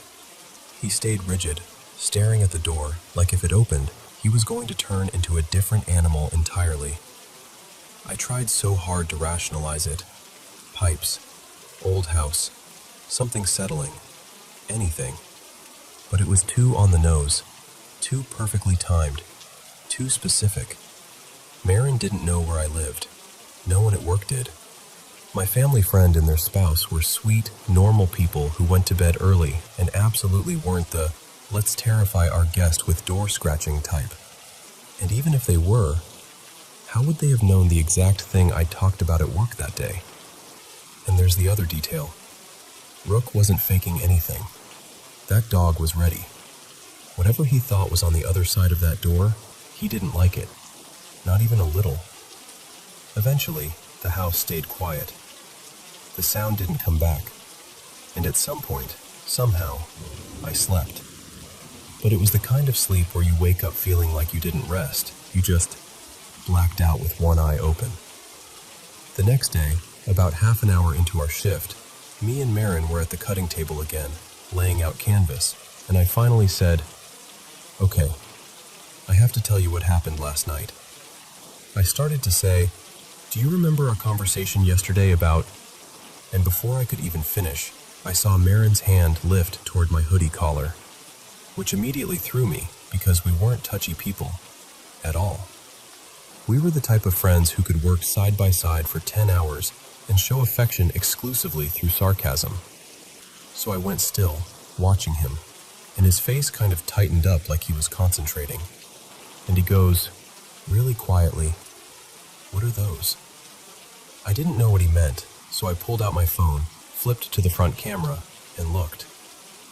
3 red scratch marks ran down the side of my neck, straight from just under my ear down toward my collarbone. 3 lines. Thin. Clean. Not something you get from absent-mindedly scratching in your sleep. And definitely not from Rook. His nails were thick, blunt, like little chalky stubs. If he'd done that, it would have looked completely different. I just stared at my own reflection for a second, feeling my stomach drop in slow motion. Because suddenly, hey my friends, welcome to the Paranormal M channel. Can't sleep again, huh? Don't worry, I'm right here to share real paranormal experiences from all over the world to help you drift off a little easier. Thank you so much to everyone who's been sending in their stories. Don't forget to hit subscribe and turn on notifications so you don't miss any new videos. And if you've had a paranormal experience of your own, send it to us so we can share it on the channel. Alright, let's get started. So, I'll start off by saying this isn't my story. It's my friend Leo's, but I've heard it so many times over the years that I can pretty much tell it by heart now. Every time we manage to see each other, which is rare since we live about a 12-hour drive apart these days, we end up on somebody's porch with a couple of drinks, and I make him tell it again. We're both in our late 30s now, but this happened when he was just a kid. So, picture little 8-year-old Leo. He's playing out front of this small house his family rented back then. There's this tiny patch of grass and a low wooden fence, nothing fancy. On one side of the house, there's this long, narrow, covered walkway that runs from the front to the backyard, like a tunnel made of shadow, he always calls it. It's late afternoon, the sun's kind of low, throwing those long, orange shadows. He's out there with a toy car or something, just doing kid stuff. And as he's playing, he notices movement out of the corner of his eye. He looks up and sees a man. The guy is coming from the back of the house, walking along that side path toward the front. At first, Leo just thinks it's maybe a neighbor cutting through, or one of his mom's friends. So he does what polite little kids do and says, "Hi." No answer. The man just keeps walking, slow, steady, like he's on a track, eyes fixed straight ahead. That's the first thing that unsettles Leo. Not just that he doesn't respond, but that he doesn't even react. No blink, no nod, nothing. Leo says to me, You know how sometimes someone gives you a weird vibe and you don't know why? It was like that, but turned up to 10. He notices the guy is off. The color is wrong. He looks like he's in some kind of red outfit, but not like a jacket or a shirt. More like one solid red layer, head to toe. Leo can't quite make sense of it yet. He just feels this rush of fear. Without really thinking, he bolts into the house. He tries to tell his mom. Now, his mom, back in those days, had people over a lot. That afternoon, the living room's full of cigarette smoke and the clink of bottles and loud laughter from the TV and her friends. She's halfway through a long day of drinking, and Leo is this little voice trying to cut through all that noise. "Mom, there's a weird man outside," he tells her. She kind of glances over him, says something like, "Stay in the yard, you're fine," and turns back to her friend's story. They're all in that lazy, half-buzzed mood, and nobody is really tuning in to what he's saying. Leo stands there for a minute, feeling brushed off. And then another feeling creeps in. Curiosity. He tells me, "I was scared, yeah, but I also really, really wanted to know what I'd just seen. I wanted to make sure I wasn't imagining it." So he decides to go back out. He steps out the front door again, heart pounding, and walks over to the side of the house, right by that covered path. It's quieter now out there, just the distant sound of a TV from inside and a car passing a few streets over. He waits. He told me, "I don't know why I thought he'd come back the exact same way, but I just had this feeling." And sure enough, after a moment, he sees movement at the far end of the walkway. The man appears again, turning the corner from the backyard into that narrow side path, and starts walking toward him. Same slow, steady pace. Same fixed direction. Only this time, Leo is really looking. He realizes it's not a red suit at all. Leo says, "I know how crazy it sounds, man. I've spent my whole life trying to come up with a normal explanation. But there was no fabric, no seams, nothing. Just muscle. Like in those anatomy diagrams at school, except moving. Breathing. The torso is thick, strong. The arms and legs look like someone who lifts weights constantly. Overdeveloped, almost too big for his frame. There's no hair, no eyebrows, no eyelashes. Just that red, raw surface. And the feet. This part always makes me shiver. He swears the feet weren't like normal human feet. They looked more like 3 thick, spread-out toes on each foot, with these wide gaps between them, planted flat on the ground. When he told me for the first time, he actually held up his hand and spread 3 fingers, like they looked like this, but on the ground. The face is the worst of it.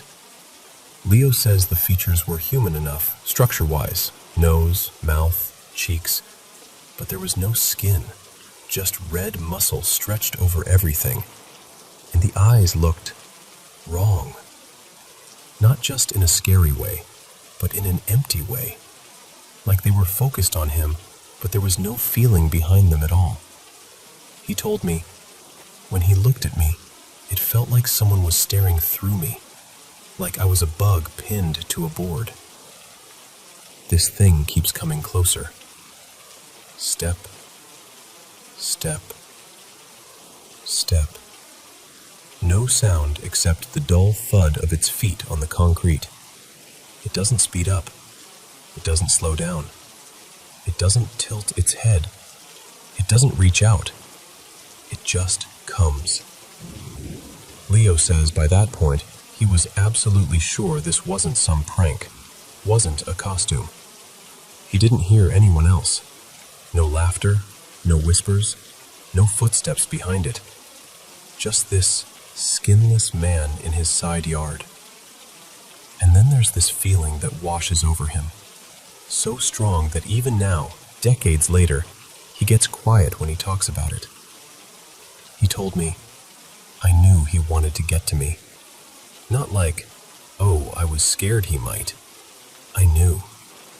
The whole time he walked toward me, I could feel that the goal was to reach me. And it wasn't curiosity. It wasn't like he wanted to say hi. It felt like being hunted. I remember asking him, "What do you think he wanted with you?" And he just looked down at his glass and said, "Nothing good." I don't know what exactly, but it was not good. It felt like if he put his hands on me, that would be it. I don't think I'd be here talking to you. I asked, "What do you think would have happened if he actually reached you?" He didn't even hesitate. Honestly, I think he would have taken me. I don't know where, I don't know how, but I don't think I'd be alive now. The thing keeps coming. 10 feet away. 8. 5. Leo's frozen. He says it felt like his body, especially his legs, had just stopped belonging to him. The air felt too heavy, like he was trying to move underwater. The only thing he could really feel was that gaze, locked on him. Finally, when this skinless figure is within a couple of feet, something breaks. That survival switch flips back on. He spins around and bolts for the front door. He doesn't look back. He doesn't check if it's following him. He just runs. He bursts into the house, slams the door, and dives into the noise and the smoke and the safety of his mom's messy living room. He doesn't go back out there for the rest of the day. And after that, he never sees it again. No more men in red at the side of the house. No more skinless figures walking that path. Just nothing. Like it had come for that one moment, and when it couldn't reach him, it gave up and moved on. We've talked about all the rational explanations. Some guy in a costume, a trick of the light, a childhood nightmare that blurred into memory. He's considered all of that. He wants one of those answers to be true. But he'll always end with the same line. It doesn't feel like a dream when I remember it. It feels like a day in my life. And that's why, even now, it still gives me chills. I've heard Leo's story of the skinless man more times than I can count, and yet I know the next time we manage to meet up, I'll hand him a beer and say, "All right, tell me about the thing in the side yard again." And he'll sigh, and he'll laugh, and then he'll tell it, just like I told it to you.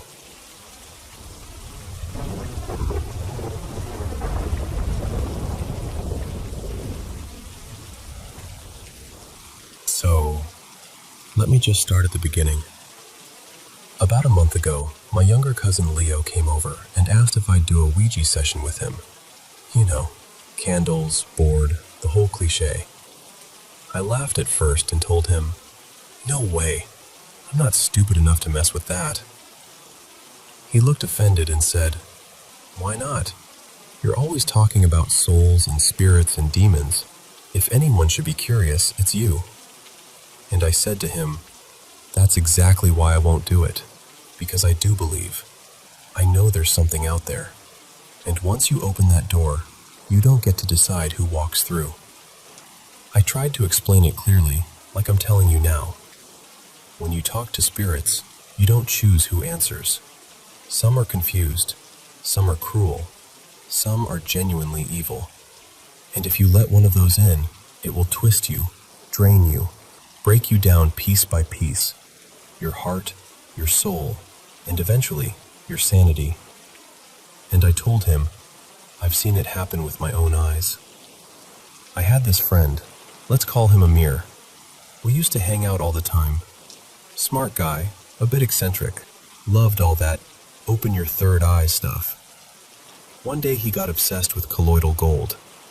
You've probably heard people talk about the mild stuff, like 10 ppm, that's supposed to activate the pineal gland or whatever.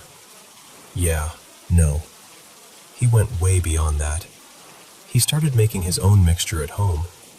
He bragged it was something insane like 1800 ppm, way stronger than anything you'd buy. He drank it every day, huge glasses of it. He was basically poisoning himself, and it changed him. Within a few weeks, he wasn't the same person anymore. He started calling me at 3 in the morning, whispering. Not talking, whispering. He'd say, "They're on the roof. I can hear them climbing."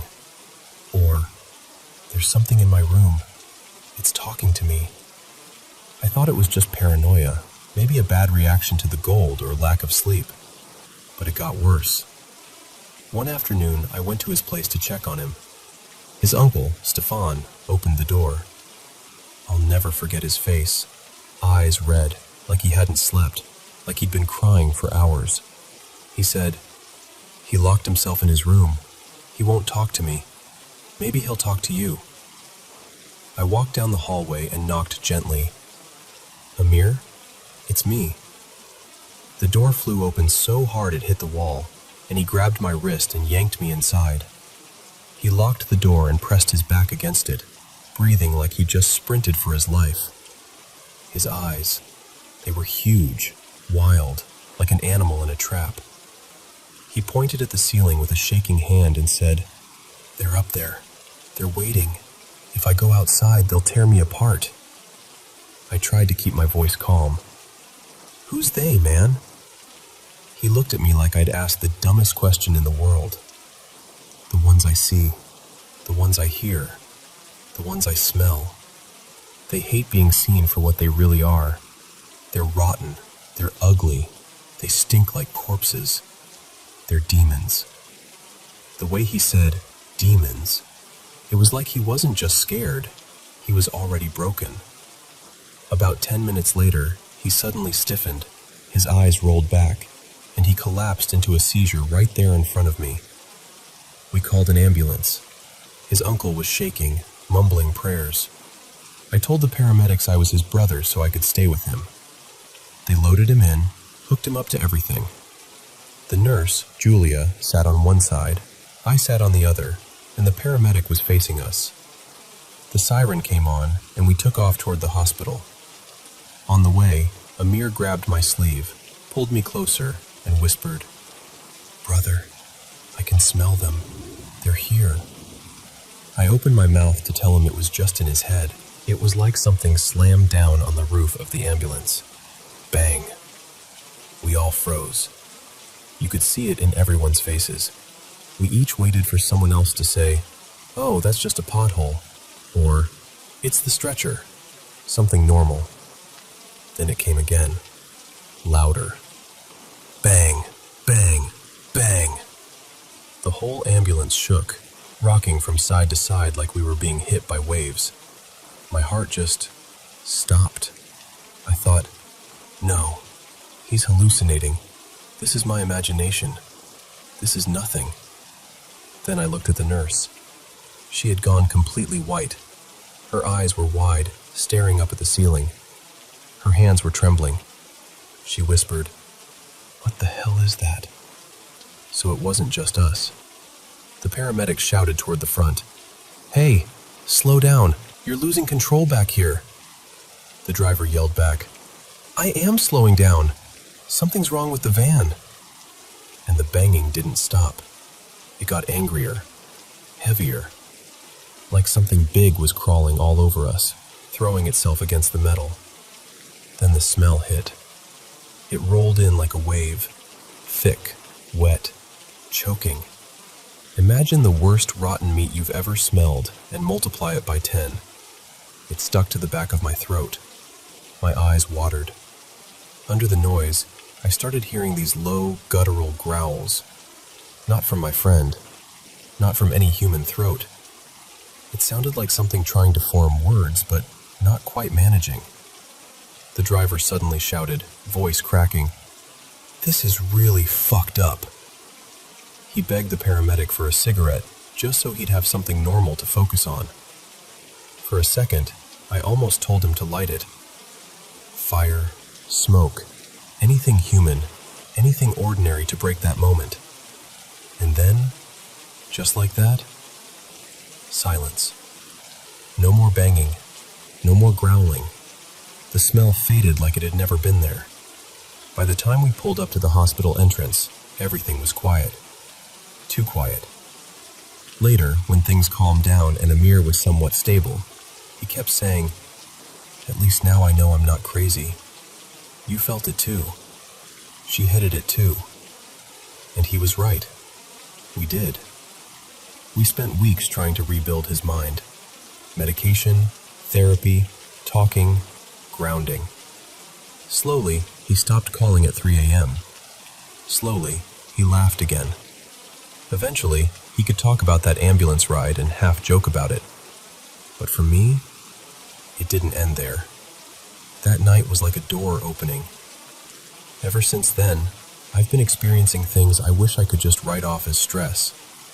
When I try to sleep, I feel someone touch my shoulder or brush my foot under the blanket. I spin around. No one there. That same rotten smell shows up randomly.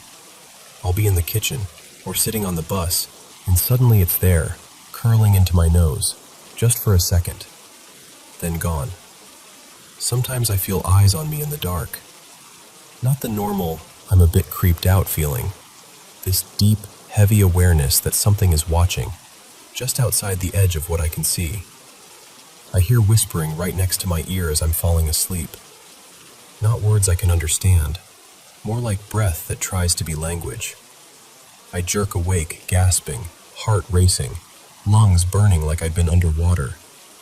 Panic attacks, nights and nights of them. Sleep paralysis came next. I'll be lying on my side, totally awake in my mind, but my body won't move. The room is dim, the lights from the street coming through the blinds, and in the corner, always in the same corner, there she is. A tall woman. Too tall. Her head almost brushing the ceiling. Her hair hanging forward, hiding most of her face, but not her smile. She laughs. This low, cruel laugh that feels like it's inside my skull. She says things I can't repeat. Not because I'm scared, you can believe me or not, but because the words feel poisonous. Like if I say them out loud, something will hear me and answer. The worst dream I had was this one. I saw myself in a completely dark room. No walls, no floor, just black. But I knew I was chained to something, some kind of metal post. And then they started burning me. I felt it. I really felt it. The fire, the skin blistering, the smell of my own flesh turning into that same rotten stench from the ambulance. I screamed until my voice tore apart. I could hear them laughing, see hands pulling at me from the dark. When I woke up, my whole body hurt. My throat was raw. My sheets were twisted and soaked with sweat. Since that night, I can only sleep with all the lights on. Every lamp, every little LED. Doesn't matter. Even then, they're still there. I'll be lying on my side, staring at the wall, and I'll see movement in the corner of my eye. Shapes, sometimes a hand, sometimes a face. The moment I turn my head, they vanish with this sound, like a quick swoosh of air. I'm exhausted. For months now, I've barely managed 4 hours of sleep a night. My body is weak. My mind is frayed at the edges. And still, whatever I ran into that night, it hasn't let go. One more thing, and then I'll stop, okay? Since all of this started, it's like I see darker things in the world around me. Not just in my room, not just at night, outside, in the streets. I live in Germany, in a really rough part of Berlin. During the day, it's just loud and dirty and depressing. But at night, it feels different, heavy. When I walk my dog late at night, his name is Milo, this tiny dachshund poodle mix, barely 5 kilos. I feel it. The air gets thick. The streetlights look weaker than they should. It's like the whole neighborhood is holding its breath. Sometimes, I'm sure I see things move in places where nothing should move. A shadow stepping away from a wall, then melting back into it when I focus. Last week, I took Milo out around midnight. The streets were quiet, just distant traffic and a drunk guy arguing with himself a block away. Milo stopped to poop beside a parked car. The shadow of the car fell over most of his body, so only his head and a bit of his back were in the light. I wasn't really paying attention at first. I was just scrolling on my phone. Then I realized he wasn't moving. I looked up. He was standing completely still, in this weird, stiff posture. His eyes were huge, staring straight ahead, not blinking. His little body was trembling, but he wasn't making a sound. I said, "Hey buddy, you done? Come here." Nothing. No ear twitch, no tail wiggle, just that frozen stare. I tugged gently on the leash. Normally that's all it takes. He trots right over. But this time, it was like the leash was tied to a concrete block. So I pulled harder. Still nothing. And then, I saw it. In the shadow under the car, where his back legs were, it wasn't just darkness. There were hands. Several of them. Long, black hands reaching out from the shadow, wrapped around his hind legs, his belly, pulling him down, clawing at him, trying to drag him deeper into that patch of darkness. My brain kind of broke for a second. It was like my eyes were arguing with my mind. This can't be real, while every instinct in me screamed, "Move." I panicked. I grabbed the leash with both hands and pulled with everything I had, shouting his name over and over. For a moment, I felt resistance, like I was in a tug-of-war with something on the other end. And then, suddenly, he came free. So fast that his little body flew through the air and slammed into my legs. He yelped in pain, and I dropped to my knees, scooping him up, apologizing, heart racing. When I dared to look back under the car, there was nothing. Just darkness. Just a normal shadow. But for 3 days after that, Milo wouldn't stop shaking. He wouldn't eat properly. He wouldn't wander off, not even a meter. He knows what he saw. And so do I. So when people ask why I won't touch a Ouija board, or why I sleep with the lights on, or why my dog is glued to my ankles, I just smile a little and say, because once you open that door, you don't get to choose who walks through. And I mean every word.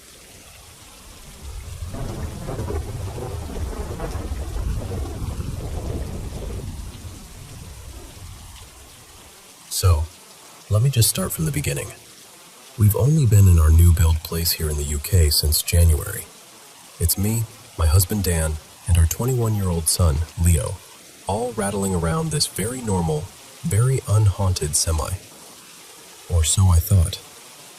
The first weird thing happened on a Friday night, or technically, early Saturday morning. It was 12:57 a.m., and I shot awake because music was booming through the house, proper vibrating the walls loud.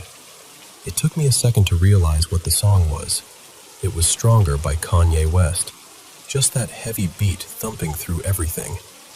My first thought was, oh, for God's sake, Leo's got his music on again. So I grabbed my phone and texted him from bed. "Leo, turn it down." He replied straight away, "It's not me. I'm just watching YouTube with my headphones."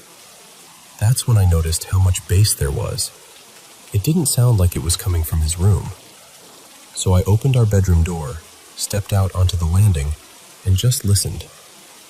The sound was coming from downstairs, from the living room, from our Sonos speaker. I stood there, half asleep in my dressing gown, absolutely confused. And then, after maybe 30 seconds, the music just cut off. Dead. Silence. I went back to bed, texting Leo a bit, both of us trying to make sense of it.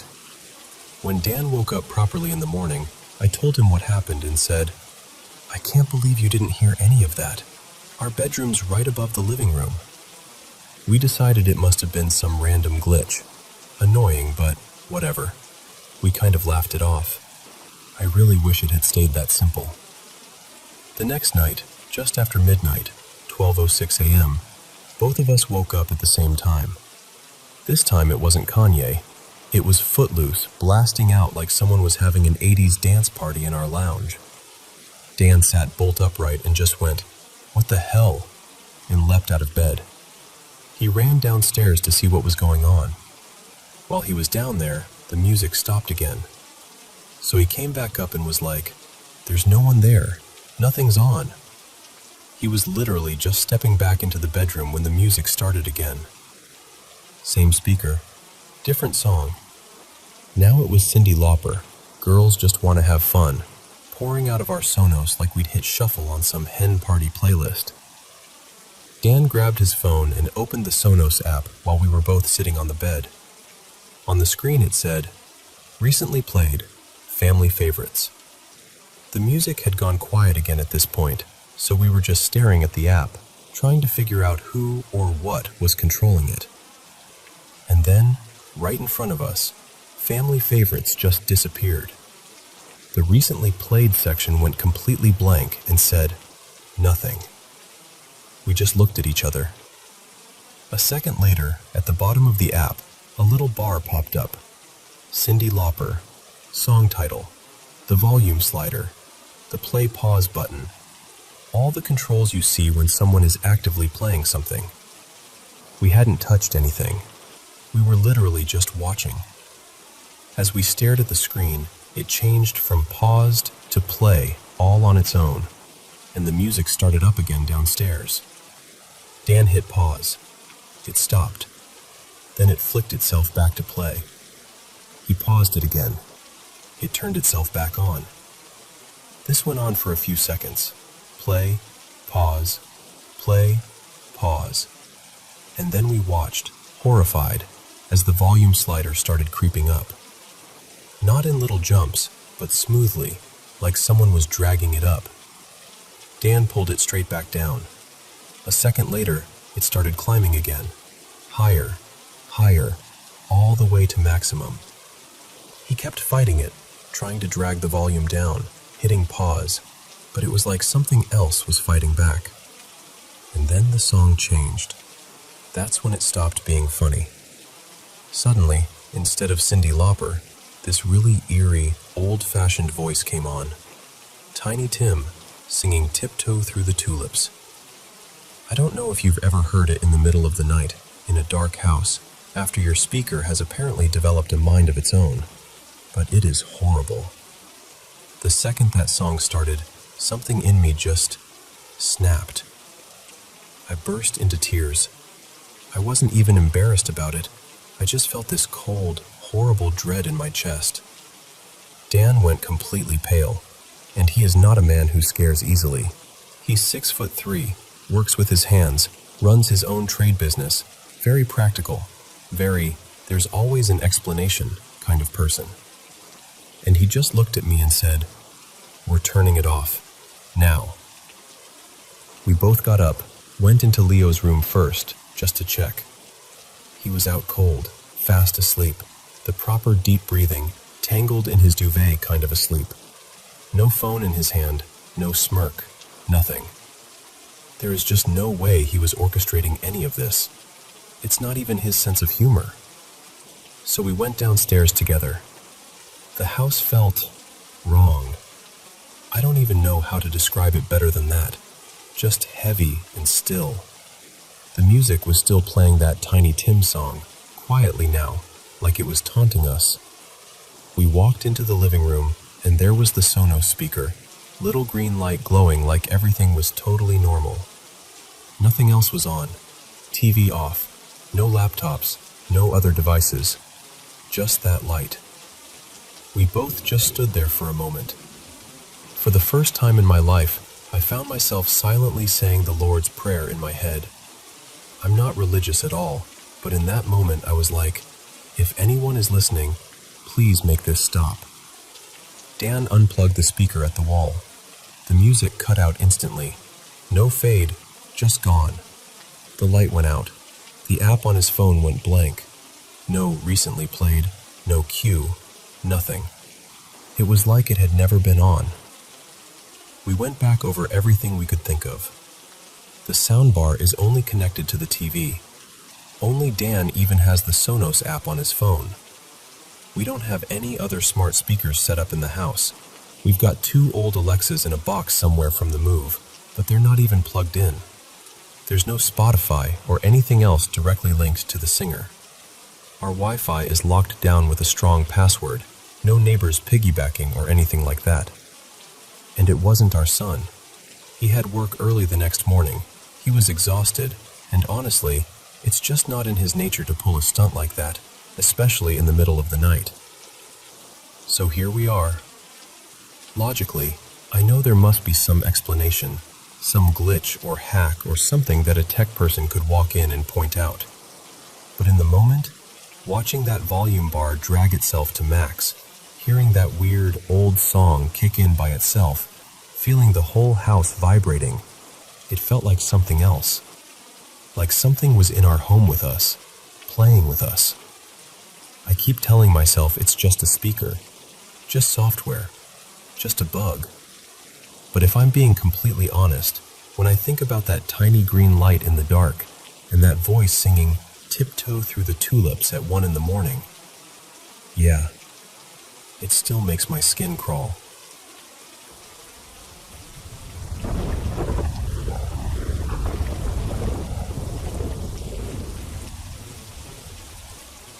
So, let me tell you about something that happened to me a while back. I still don't really know how to explain it. This was about 3 years ago. I'd just gotten home from a long night shift at the hospital. I'm a pediatric resident, so my shifts can get pretty brutal. That night had been one of those shifts where everything happens at once. Crying kids, worried parents, alarms, paperwork. By the time I got home, I was running on fumes. Anyway, I went straight to my room. My room has a bunk bed. My bed's on top, and my younger brother Marco uses the bottom bunk whenever he stays over. That night he was there, and so was his girlfriend Lena. They were curled up on the bottom bunk, watching some action movie on my laptop. I remember tossing my bag in the corner, kicking off my shoes, and climbing up to the top bunk. It was around 10:30 or 11 at night. I said something like, "You two don't stay up too late, okay?" And Marco laughed and said, Yeah, go to sleep, old man." I was so tired I didn't even make it halfway through their movie. I just knocked out. The next thing I remember is waking up in the dark.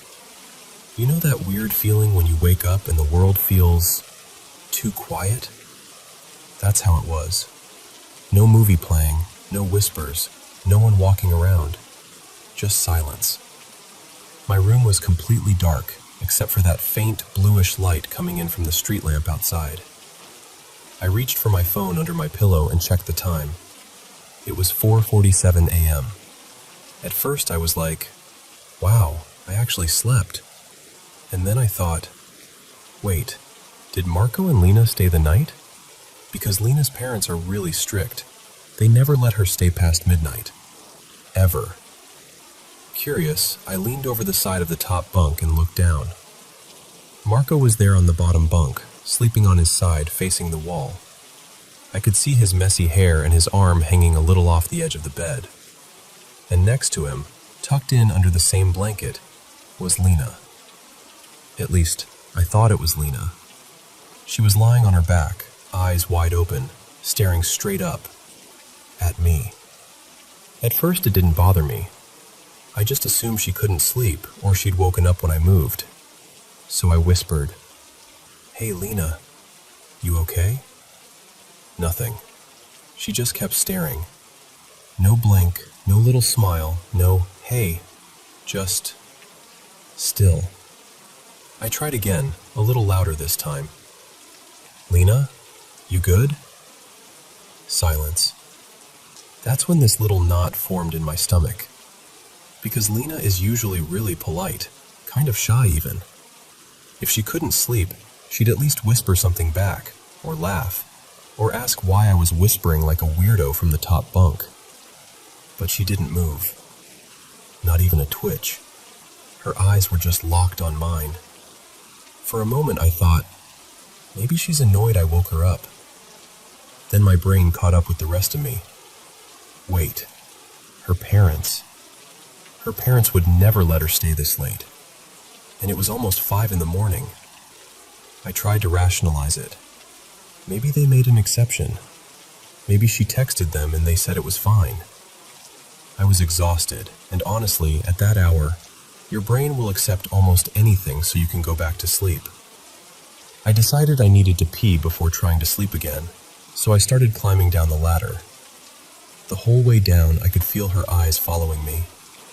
Not turning her head a bit to watch me walk, kind of following. I mean, from the moment my feet hit the floor to the moment I walked past the bed and toward the door, she didn't move her head at all.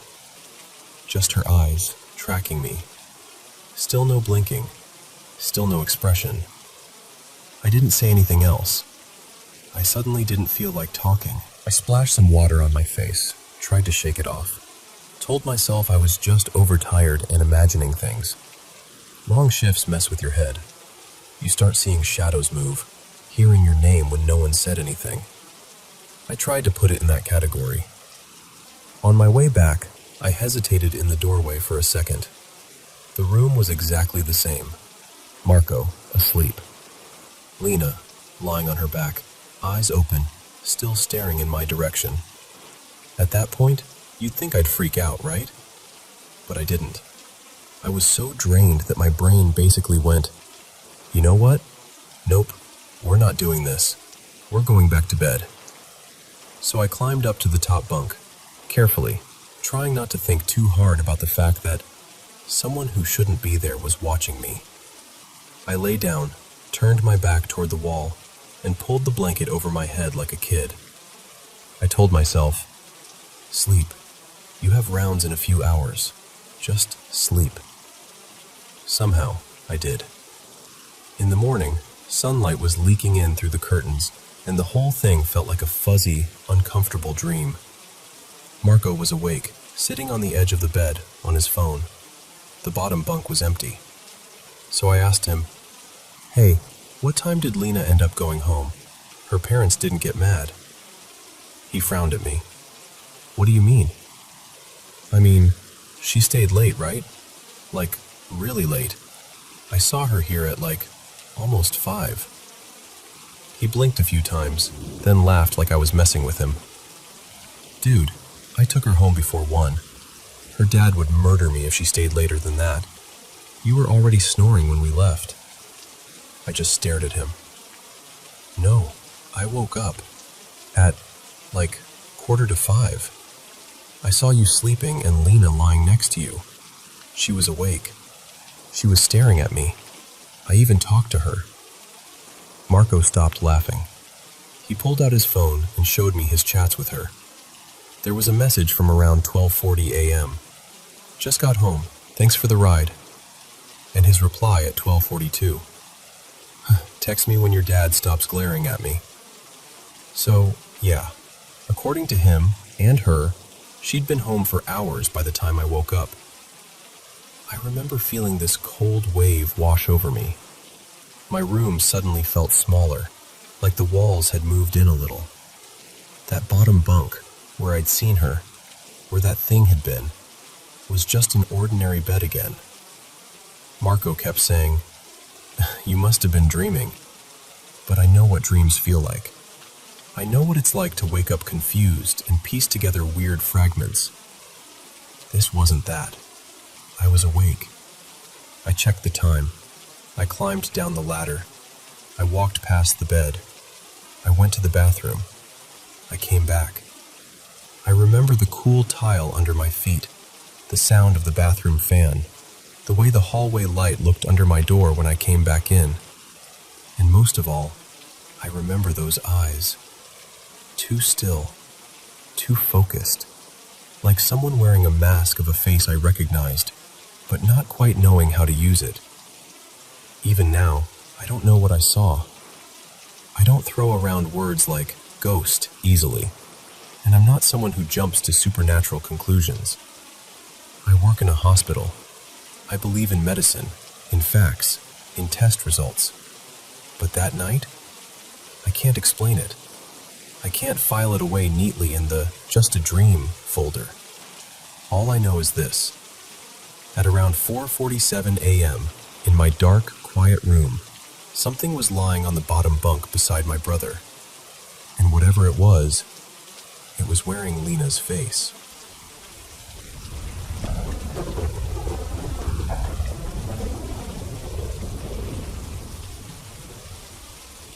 So, this happened to me and my granddad Leon back in the late 80s. He'd been fishing this one lake since, I don't know, the early 60s at least. It was his place, the kind of spot you only find if someone shows you on an old paper map. The road up there was more rocks than road. You needed a beat-up 4x4 and a strong stomach just to make it in. For me, as a kid, that drive felt like it took half my life. Everything at that lake had his fingerprints on it, literally. The benches, the rickety cutting table made from 2 different trees, the old tin-roofed shelter, even the outhouse with the crooked door, that was all him. It was like his own little kingdom out in the woods. At family gatherings, he'd hold court with these stories about the lake. Tall tales, everyone called them. He'd talk about strange lights hovering over the water, weaving between the trees, and how he'd wave at them, trying to get their attention. He used to say his dream was to be picked up by a flying saucer one day. My uncles would sometimes nod along and say, "Yeah, we saw some weird stuff up there too." But there was always this feeling like maybe they were humoring him a bit. I'd been to that lake with him a handful of times. We'd had some weird moments, strange sounds at night, odd echoes across the water, but nothing truly alarming. The scariest thing I'd seen was a moose wandering a little too close to camp once. Granddad just clapped his hands, shouted, and fired a warning shot into the air, and the thing took off like it had an appointment somewhere else. Anyway, this one trip stands out. We'd already been there for 2 days. We'd set up camp, got the fire going just right. He was particular about his fires, said a good campfire was like a good handshake.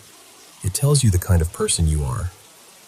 That afternoon we were down by the lake, lines in the water, just that steady rhythm of casting and reeling, not saying much. It was quiet in that deep, heavy way forests sometimes are, where even the birds seemed to be listening.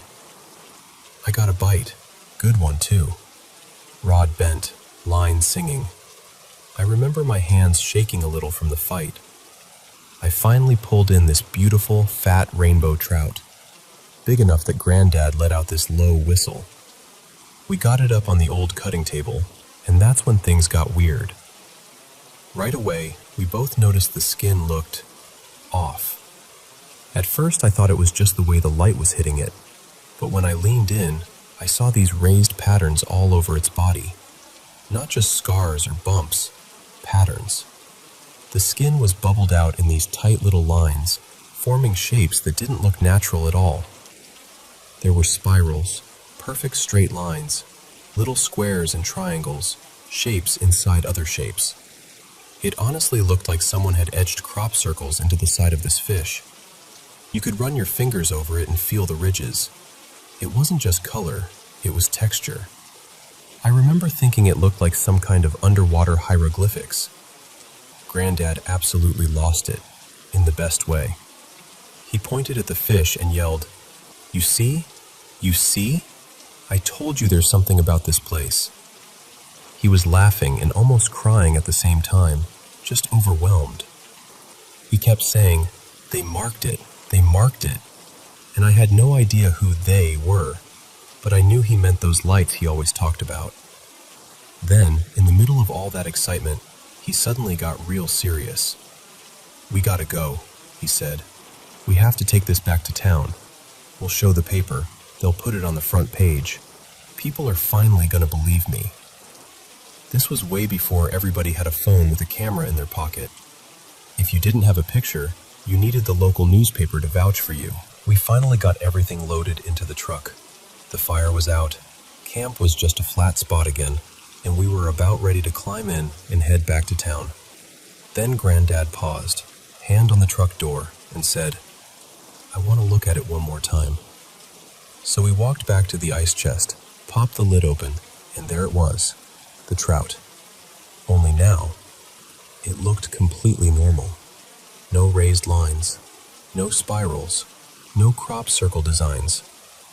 Just a regular, slightly dull-looking rainbow trout lying on a bed of melting ice. I remember my whole body going cold. Granddad just stared at it. Then he looked at me and said, "You saw it, right? Tell me you saw it." His voice had this little shake to it, and I did see it. I remembered how it felt under my fingers, those ridges and shapes. I told him, "Yeah, I saw it. I swear I did." But even as I said it, there was this little voice in my head whispering, "Did you though? Did you really?" We went back and forth like that for a while. "Maybe the cold made it shrink down," he muttered. "Maybe we were just tired," I offered. Then he'd snap back with, No, don't you start. I know what I saw." After a bit, we just kind of stood there in this weird silence, both of us doubting ourselves and each other, and also not wanting to. Eventually, he shut the lid and sighed. "Well," he said, "no one's believing that now." We ended up unpacking everything we had just packed and stayed another night. It felt ridiculous setting the tent back up in the same spot, like rewinding a tape. The mood was different though, quieter, more thoughtful. We still fished, we still cooked, we still talked, but there was this unspoken something hanging between us. The craziest part? Granddad cleaned that trout and fried it up in his old cast iron pan the next day. After all that, after the patterns and the panic and the almost trip back to town, he seasoned it like he always did, squeezed a little lemon he'd brought from home, and ate it with a grin. Said it tasted out of this world, then chuckled at his own joke. As I got older, that trip turned into one of our stories. We'd bring it up sometimes and just laugh. The way we packed up camp in a rush, the way we unpacked it all again, the way we questioned our own eyes. He'd still insist. "They marked that fish. I know they did." And I'd nod because, deep down, I kind of believed him. Later in life, he started slipping away because of dementia. Little pieces of him got lost first. Names, places, dates. Eventually, he stopped remembering the trout altogether. If I brought it up, he'd just smile politely, like I was telling him about something that had happened to someone else. But he never stopped talking about the lights. Even when most stories were gone, he'd still tell me, in this soft, almost childlike voice, about the lights over that lake. How they hung there without a sound. How the water underneath them would start to swirl like it was being stirred by an invisible spoon. His eyes would get this faraway look, and for a moment, he was right back there on the shore, watching. After that day with the trout, I stopped treating his stories like just tall tales. I don't know what we saw. I don't know why the markings vanished, or why we both remember them so clearly. I just know that, for a brief moment, it felt like we'd been let in on some kind of secret, and then it was taken back. One of these days, I'd like to go back to that lake. I don't even know if I could get there anymore. The road might be worse. The old benches probably rotted through. His handmade outhouse caved in. But I'd like to stand on that shoreline again, cast a line out, and just listen. Maybe I'd see nothing but a calm lake and some ordinary fish.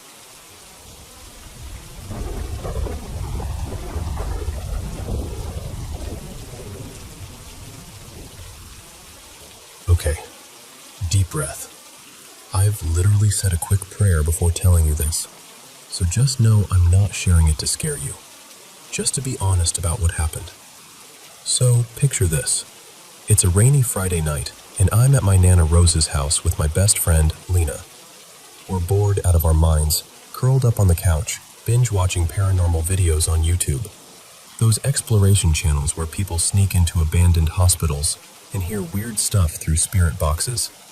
And I get this brilliant, but not so brilliant idea. I turn to Lena and I'm like, we should get a Ouija board. Now, important context. I've been obsessed with paranormal stuff since I was a kid. Ghost shows, real haunting videos, creepy forum stories. That was my jam growing up. So this wasn't some random impulse. I had wanted to try a Ouija board for years. Like, Little kid me was low-key waiting for this moment. So the next day, I go out, buy one, and bring it over to my other best friend's house. Her name's Maya. So it's me, Lena, and Maya in her room. Lights low, candles on the dresser, trying to act brave even though we're all a little jittery. We set the board down on the floor, sit in a little circle, fingertips on the planchette. At first, nothing happens. 10, 15 minutes of just silence and us nervously giggling because it feels stupid. I'm almost embarrassed, like, wow, guess I wasted my money. Then it starts to move. At first it's slow, like it's testing us. It spells out that it's a spirit named Henry, who supposedly lived on that property in the 1500s and died from poison. Which already didn't make a ton of sense, but we were trying to roll with it. And then, the vibe shifts. It starts spelling a name. Not its real name, but a name that instantly made my chest tighten because I recognized what it meant. I'm not going to say the real name. If you're into paranormal stuff, you probably know the one I'm talking about. But for this story, I'll call it Milo. Just know that is 100% a fake name I'm using, so I'm not actually saying it. The second the planchette spelled M-I-L-O, my heart dropped. Here's the thing.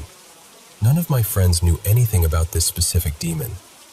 I'd learned about it when I was like 9, watching those dumb spooky videos I definitely shouldn't have been watching. It's known as the Ouija board demon in a lot of stories. The way it acts, the way it talks, there's a whole pattern to it. And I just remember thinking, there is no way they could be faking this right now. They don't even know what this is. Then it starts giving a message for Maya. Her dad had passed away a few years before, and suddenly the board spells, Dad. Message for Kayla is car. Pray for Mom. Kayla, I love you.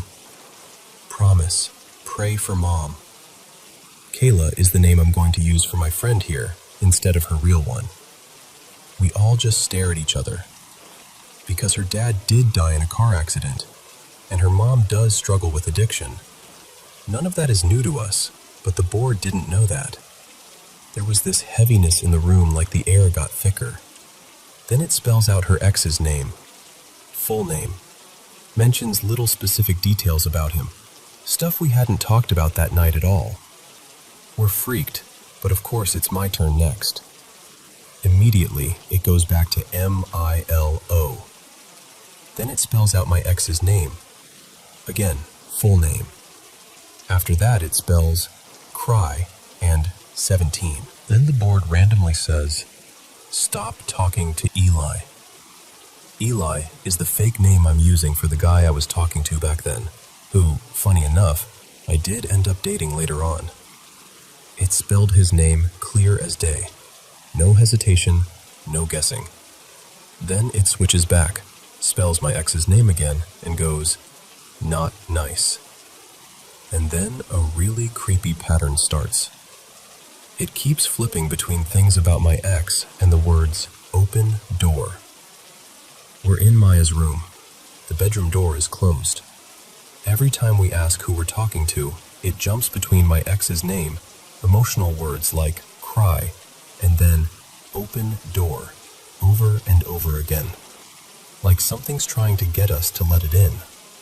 A minute later, it spells, Dad here again. We realize we're apparently talking to two entities now, Milo and her dad. And then, clear as anything, it spells, don't open door for Milo. And that's when it hits me. This thing is doing exactly what that demon is known for. It keeps pretending to be people we'd know or care about. It keeps bringing up things that matter to us.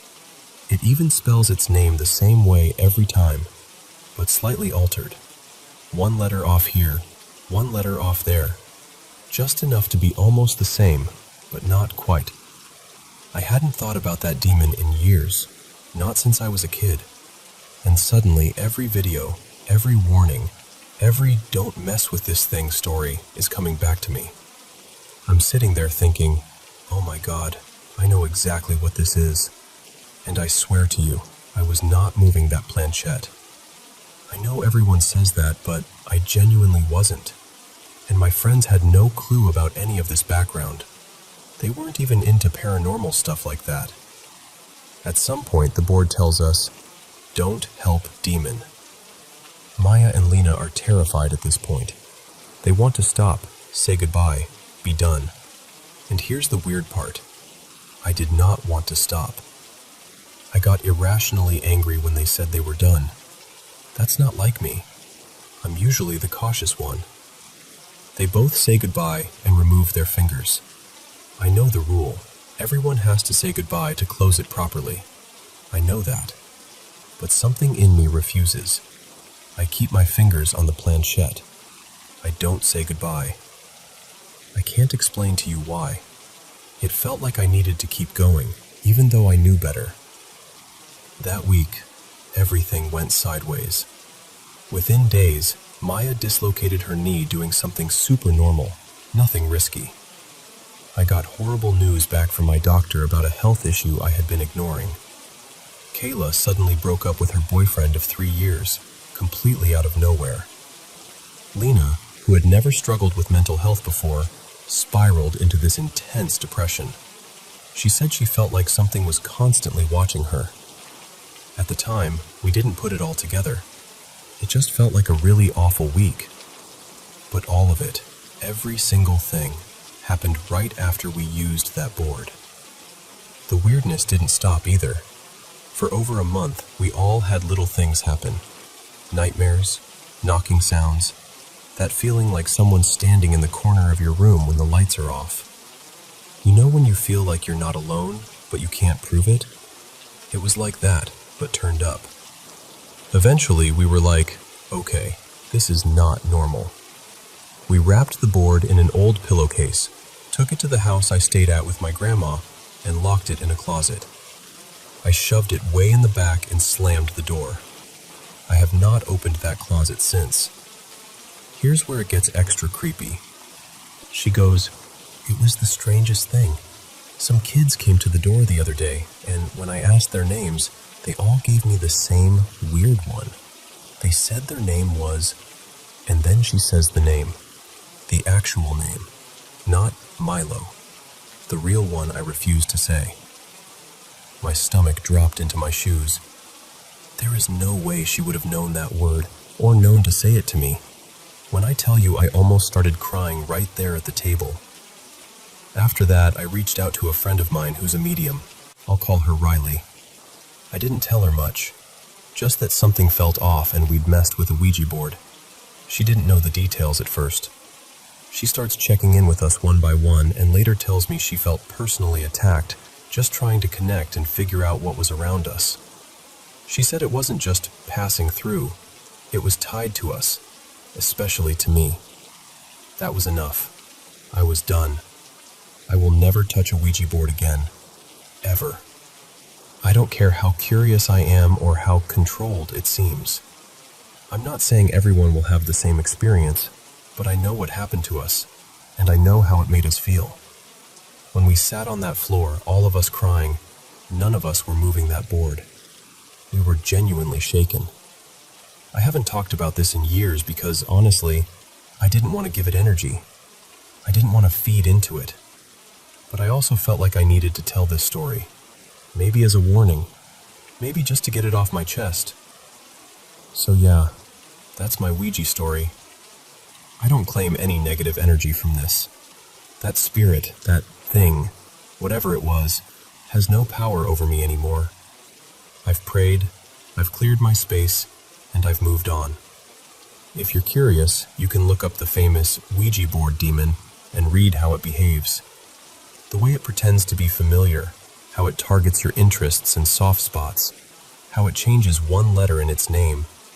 It did all of that with us. Exactly. And the wildest part to me? I honestly believe it waited years for me to finally talk to it. From the moment 9-year-old me hit play on those creepy videos, to the night I finally put my fingers on that board. I'm done with it now, but I'll never forget.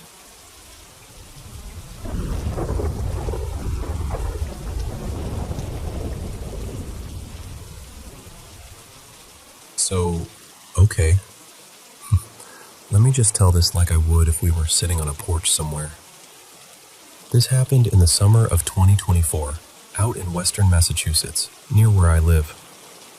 It was one of those late July Saturdays, hot but not brutal, when the woods feel really alive.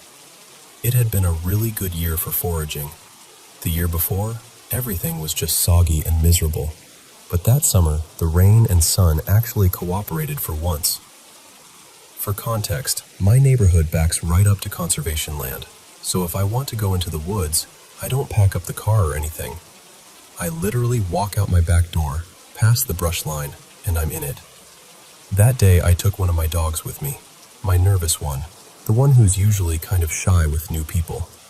She's great off-leash though, so she was just tearing around, nose to the ground, while I poked under logs and checked fallen branches for mushrooms. We'd been out for a couple of hours, and she was getting warm, tongue hanging way out, so I decided to walk us down to this little stream. It's maybe a mile or so behind my house if you follow the trail. The stream branches off from a bigger river in the area, but as long as there hasn't been a ton of recent rain, it's pretty gentle.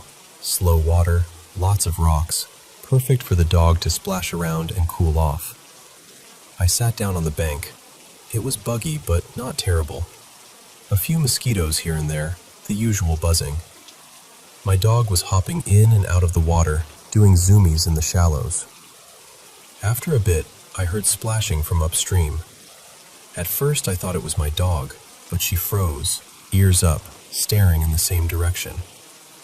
For a second my brain went straight to, oh great, this is how I meet a bear, or maybe a moose, both of which have shown up out there before. But it wasn't an animal. It was this old guy, wading his way down the stream toward us. Now, to be fair, I have seen people back there before, but it's rare. I've lived in that house for about 7 years now, and I can count on one hand how many folks I've run into that deep in the woods. He was wearing chest waders, the kind that go up like overalls, with worn brown boots built in. Underneath, he had on this faded blue t-shirt with a goofy little sun and slogan on it. Not the exact brand I own a million of, but the same vibe. And he had a tan bucket hat on, cinched under his chin. His face was pretty red, the way somebody looks when they've been outside all day in the heat, part sunburn, part exertion. He was clearly older. His skin had that weathered, deeply lined look people get from years of being out in the elements. White beard, kind eyes. I'm sure if he'd taken the hat off, his hair would have been white too. He was old enough and moving slowly enough that I didn't get that immediate, oh no, feeling I sometimes get as a woman alone in the woods. I still had my little knife on me, and my dog, and he just didn't give off that kind of energy. If you know, you know, that automatic mental checklist we do. All of that, and still, I just didn't feel threatened. What was strange right away was my dog's reaction. Normally she's skittish with strangers. Not aggressive, just shy. She'll try to back away or keep her distance. But this guy steps closer, stretches out a hand, lets her sniff, and she just lights up. She starts bouncing around him like he's her long-lost best friend, splashing and spinning in the water. He chuckles and goes, "Don't mind me, I'm just passing through." Then he looks at me, looks at my dog doing laps through the creek, and adds with a little smile, "Looks like you're just passing through too." For some reason, that phrasing stuck in my head. And this is the part that's really hard to explain. Being near him felt safe.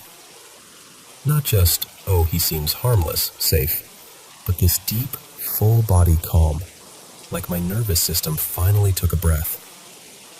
I almost never feel that way around people, especially strangers alone in the woods. But with him, it was like all the background anxiety just lifted. Not only about him, but about everything. Like the world itself stopped pressing on me for a minute. We didn't trade names. We didn't talk about where we lived. It was just this shared appreciation for the forest. He asked normal mushroom questions. Are you ever worried you'll eat the wrong one? How'd you get into this? What do you usually find out here? All the stuff I'm used to answering. But with him, it felt less like small talk and more like, I don't know, like he was making sure I knew what I was doing. After a while, he stopped casting and nodded downstream, in the direction he'd been heading. He said something like, "If you keep going that way, you'll see some real strange mushrooms along the waterline. They like it damp, right up near the edge. Can't say I know what they are." Then he looked at me and added, in this quiet, matter-of-fact way, "Not everything out here is meant for you, but you already look like you understand that." I didn't really know how to answer, so I just kind of stood there letting that sink in. Before it got too awkward, he followed it up with, "You care about this place. I can tell. Same way I do." I remember saying something like, "If you love something, you take care of it. That's part of the deal, right?" He gave this little nod, like I'd passed some kind of test I didn't know I was taking, and said, "Good." At some point, I had stood up and moved closer without really thinking about it. I ended up just a few feet from him at the edge of the stream. And this is the part that bothers me when I think back on it. I know better. I am very aware of stranger danger. I'm a grown adult. I know the statistics. But there was never a moment when I felt like I needed to step back, or call my dog to my side, or end the conversation. I just stayed there. I don't know how long we talked. 10 minutes? Half an hour? An hour? Time kind of melted away. It was just this old man and me, in the water, in the trees, talking about mushrooms in the forest. Then, all at once, everything changed. You know that feeling when someone hits the mute button on a TV? It was like that, but for the entire forest. 1 second, there were birds calling, insects buzzing, leaves rustling, my dog splashing, and the next, it was gone. No birds, no cicadas, no bees, no wind, just the sound of the stream. My dog froze. Her ears went straight up, tail held high. Not growling, not bristling, just intensely alert, like every part of her was listening. I looked back at the man, and he was already looking at me. His whole demeanor shifted, not scary, not angry, just serious. Very, very serious. He said, calmly but firmly, "It's time for you to head back now." I opened my mouth to ask, back where, or why, or anything, but before I could get a word out, he repeated himself, a little more insistent this time. "It's time for you to go back now." Then he reached out and tapped me on the chest with 2 fingers, like making a peace sign and pressing the tips gently against my sternum. It wasn't a shove. It didn't feel threatening, but it landed with this weird weight, like the gesture went deeper than it should have. And then, I was standing in almost the exact same spot by the stream. My dog was a few feet away, calmly standing in the water like nothing had happened. The forest was loud again, bringing insects, the soft rush of the stream, distant leaves moving. My feet were wet, and right where he'd touched my chest, I could feel this dull ache, like a bruise forming under the skin. But he was gone. No old man in waders, no splashing footsteps downstream, no sign that he'd ever been there at all. I don't know how much time passed between him touching my chest and me coming back. It could have been seconds. It could have been longer. I checked my phone later, but there wasn't anything obvious. Just that disorienting gap, like someone quietly removed a slice of my afternoon. I've told only a few people about this. The general response has been some version of, "You crossed paths with something on the other side," or "The veil was thin and you met a guardian of the forest." that kind of thing. And honestly, that's what it felt like. Not a random fisherman, not a creep, just something older, deeper, and very, very tied to that place. A couple of things people always ask, so I'll just say them now. I was completely sober. I wasn't sick before or after. I'd already eaten. I never eat anything I forage while I'm still out in the woods. I don't have any underlying medical conditions that could explain blacking out or hallucinating. And this isn't even the only strange thing that's happened to me in that forest. I don't know exactly what I believe about it. I just know that for a little while that day, I felt more at peace than I have in years. And then some old man in waders told me, very clearly, that it was time to go back.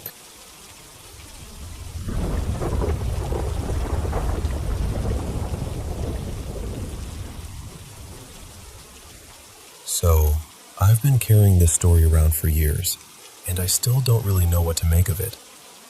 I've told it a few times to friends, but I'm always curious how other people see it. Before anything, I should say English isn't my first language, so if I mess something up, please be patient with me. Anyway, here goes. When I was about 11 years old, I was in a youth scout group. It was honestly one of the happiest parts of my childhood. We spent a lot of time outdoors, learning how to tie knots, build small bamboo benches, light campfires, cook simple meals, and all that teamwork stuff that makes you feel very grown up when you're actually just a kid with a too big backpack. In my country, scout activities usually include short camping trips to quiet wooded areas. Nothing wild or far in the mountains, just small forests or nature reserves not too far from town. Peaceful places, lots of trees, crickets at night, that kind of vibe. This particular trip was at an educational nature center on the edge of a forest. The building itself was closed because it was school vacation, but they let us use the open field behind it to camp. It wasn't as big as a soccer field, more like a wide, grassy clearing. We set up our tents in a circle, tables in the middle, a campfire a bit off to one side. Our leader divided us into pairs for the tents, boys with boys, girls with girls. There were 3 girls in the group that year, me, my friend Lena, and another girl who ended up in a different tent with an assistant. So it was mostly just me and Lena together for everything. We had assigned duties. Someone handled cooking, someone gathered firewood, someone took care of the water, and so on. The one job everyone secretly hated was dishwashing, because we had to carry everything down a narrow path into the woods to a small stream. The rule was, always go in pairs, and you went with your tent mate. On the second night, we had a late dinner because one of the activities ran long. By the time we finished eating, it was close to midnight. The fire was just glowing embers, and everyone was tired and quiet. That night, it was my turn and Lena's turn to wash the dishes. But Lena had caught a bad cold earlier that day. She was pale, shivering, and had that heavy, blocked nose kind of voice. Our leader, Mr. Rafi, saw her and said, "No, you stay and rest. I'll send someone else with you," meaning with me. So instead of Lena, one of the boys came with me. I'll call him Jonah. He grabbed the plastic tub with the dirty plates and cups, and I took the flashlight. We didn't really talk much. We were just sleepy and a bit annoyed that we got the worst chore at the worst time. To reach the stream, there was only one way. A thin dirt trail that went between the trees behind the field. In the daytime, it was kind of pretty, with sunlight coming through the leaves. At night, though, it felt completely different.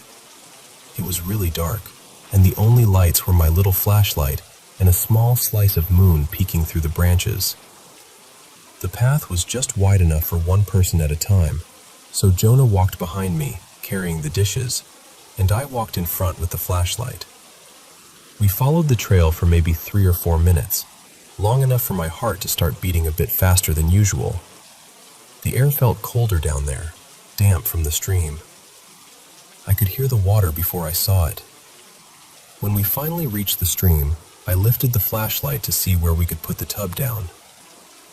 That's when we noticed someone was already standing there. For a moment, we both assumed it was someone from our group, but that didn't really make sense.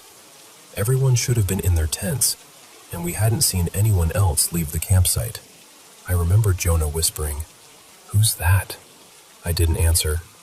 I just squinted, trying to see better. I raised the flashlight a little, and my stomach dropped. The girl was wearing what looked like Lena's clothes, an oversized gray hoodie and dark shorts. Lena had been wearing that exact outfit earlier that evening, right before she went to lie down. My first thought was, Lena got up and came here? But that didn't make sense either. She'd been really sick, and we had left the campsite before seeing anyone else even sit up, let alone walk past us. We stood there, both of us staring at this girl across the stream. She had her back to us, hair down, almost reaching the middle of her back. She wasn't making any sound, just standing, looking at the water. Because we were kids, and kids don't always make smart decisions, we decided to call out to her instead of turning around and leaving. "Lena?" I called softly at first. No response. She didn't move at all. I tried again, louder. "Lena, are you okay?" Still nothing. Not even a flinch. At this point, I remember feeling two things at the same time. Fear and this strange politeness. Like, what if this really is Lena and she needs help? I didn't want to just abandon her, but everything in me was starting to feel wrong. Jonah leaned a little closer to me and whispered, "Why isn't she answering?" We waited maybe 5, 6 seconds. It felt longer. The only sound was the stream and crickets. Then, for some reason I still don't fully understand, we decided to get closer. The stream wasn't very wide there, just a narrow crossing with rocks, and we were both used to going around that area during the day. So we carefully stepped on a couple of big stones to get closer to her side. My flashlight beam shook a bit because my hands were starting to tremble. We walked up behind her, slowly. She still didn't react. No turning, no shifting her weight, no sound. Just this small figure in Lena's hoodie, staring at the water. Jonah reached out first. I remember wanting to tell him, "Don't," but the word never came out of my mouth. He put his hand very gently on her shoulder and turned her slightly toward us. At the same time, I lifted the flashlight to her face. And that's the moment everything broke. Where her face should have been, there was just nothing clear. It was like my brain couldn't focus on it. I didn't see eyes, or a nose, or a mouth. Just a kind of pale blankness where all those things should be. It wasn't like someone wearing a mask. It didn't look plasticky or painted. It was more like my brain refused to make sense of what I was seeing. I remember feeling this cold wave run through my whole body in less than a second. Jonah made this noise, half gasp, half choke, and yanked his hand back. I couldn't even scream at first. My mouth opened, but nothing came out. The girl didn't move. She didn't react to him touching her, or to the light in her face. She didn't tilt her head, didn't step back, didn't say a single word. She was just standing there, slightly turned toward us now, with that face, or non-face, in the beam of my flashlight. Then everything happened at once. I dropped the flashlight. Jonah dropped the tub with all the dishes, and they clattered on the rocks and splashed into the water. In that moment of chaos, my voice finally came back, and I screamed. I think we were both screaming, honestly. When we burst out of the trees and into the camp, a couple of kids sat up, confused, and our leader came running toward us, asking what happened. We were shaking so badly we could barely talk. The first thing I did was sprint straight to my tent and yank the flap open. Lena was there, sound asleep, curled up in her sleeping bag, breathing heavily through her stuffy nose. Her hair was a mess on the pillow, and her hoodie, the same gray hoodie, was right there on her. I just stood there, staring at her. I remember touching her shoulder gently and whispering her name, and she only groaned a little and turned over, still half asleep. The cold feeling in my chest got even worse. If she had been in the tent the whole time, who had we just followed into the woods? I went back to where Jonah was standing with our leader. He looked terrible, white as a sheet, eyes wide, hands still shaking. We tried to explain what we'd seen, stumbling over our words, interrupting each other. Our leader was skeptical, of course. From his perspective, it was two scared kids telling a ghost story after midnight. He scolded us for making such a scene and for dropping all the dishes in the stream. Then he told us we had to go back and pick them up. I did not want to go. Neither did Jonah. But we also didn't want to get into more trouble. So after a lot of deep breaths and nervous glances, we agreed to go, this time with our leader coming along behind us. Walking that same path again, so soon after, was horrible. Every shadow looked like it was about to move. I kept expecting to see that small figure standing in the distance again. My hands were clammy on the flashlight. When we reached the stream, everything was exactly like we'd left it, except there was no one there. No girl, no movement, just the sound of water and insects. The tub was overturned near the bank. Some of the dishes were half in the water, some on the rocks. We picked them up in silence. I kept shining the flashlight around, half hoping, half terrified I would see someone hiding in the trees. But there was nothing. No footprints, no rustling, no sign of anyone else. Our leader grumbled about us scaring ourselves, and on the way back, he insisted it was probably a trick of the light, or maybe we were confusing each other's stories in the moment. You know, the usual adult explanations. For a long time, among our scout friends, this story turned into something people joked about. Remember when you and Jonah screamed about a faceless girl? They'd laugh, or say we'd watched too many horror movies. And I get it. If I hadn't been there, I might think the same thing. But here's what still bothers me.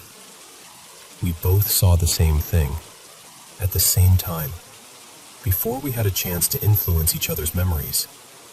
Jonah and I didn't describe it differently. We both said it looked like a girl wearing clothes like Lena's, standing by the water, not moving, and that when we saw her face, there was nothing. We were kids, yes, but we weren't trying to scare each other. If anything, we were trying very hard not to be scared. I'm not as frightened by it anymore. It's been many years, and I can talk about it without my voice shaking. I can come up with all kinds of maybe explanations now. Maybe it was some stranger living nearby. Maybe it really was a mask, and we just panicked too much to notice details. Maybe the flashlight's angle and the shadows erased everything in a weird optical illusion. Maybe our brains just filled in the blanks with something terrifying. All of those are possible, I guess. But whenever I think back to that night, what unnerves me the most isn't the blank face. It's the way she never moved. Not even a little. Not when we called out. Not when we stepped onto the rocks. Not when Jonah touched her shoulder and turned her. I still don't know what we really saw that night by the stream. And maybe I never will. But it stayed with me, clear as the sound of the water and the cold in the air, all these years later.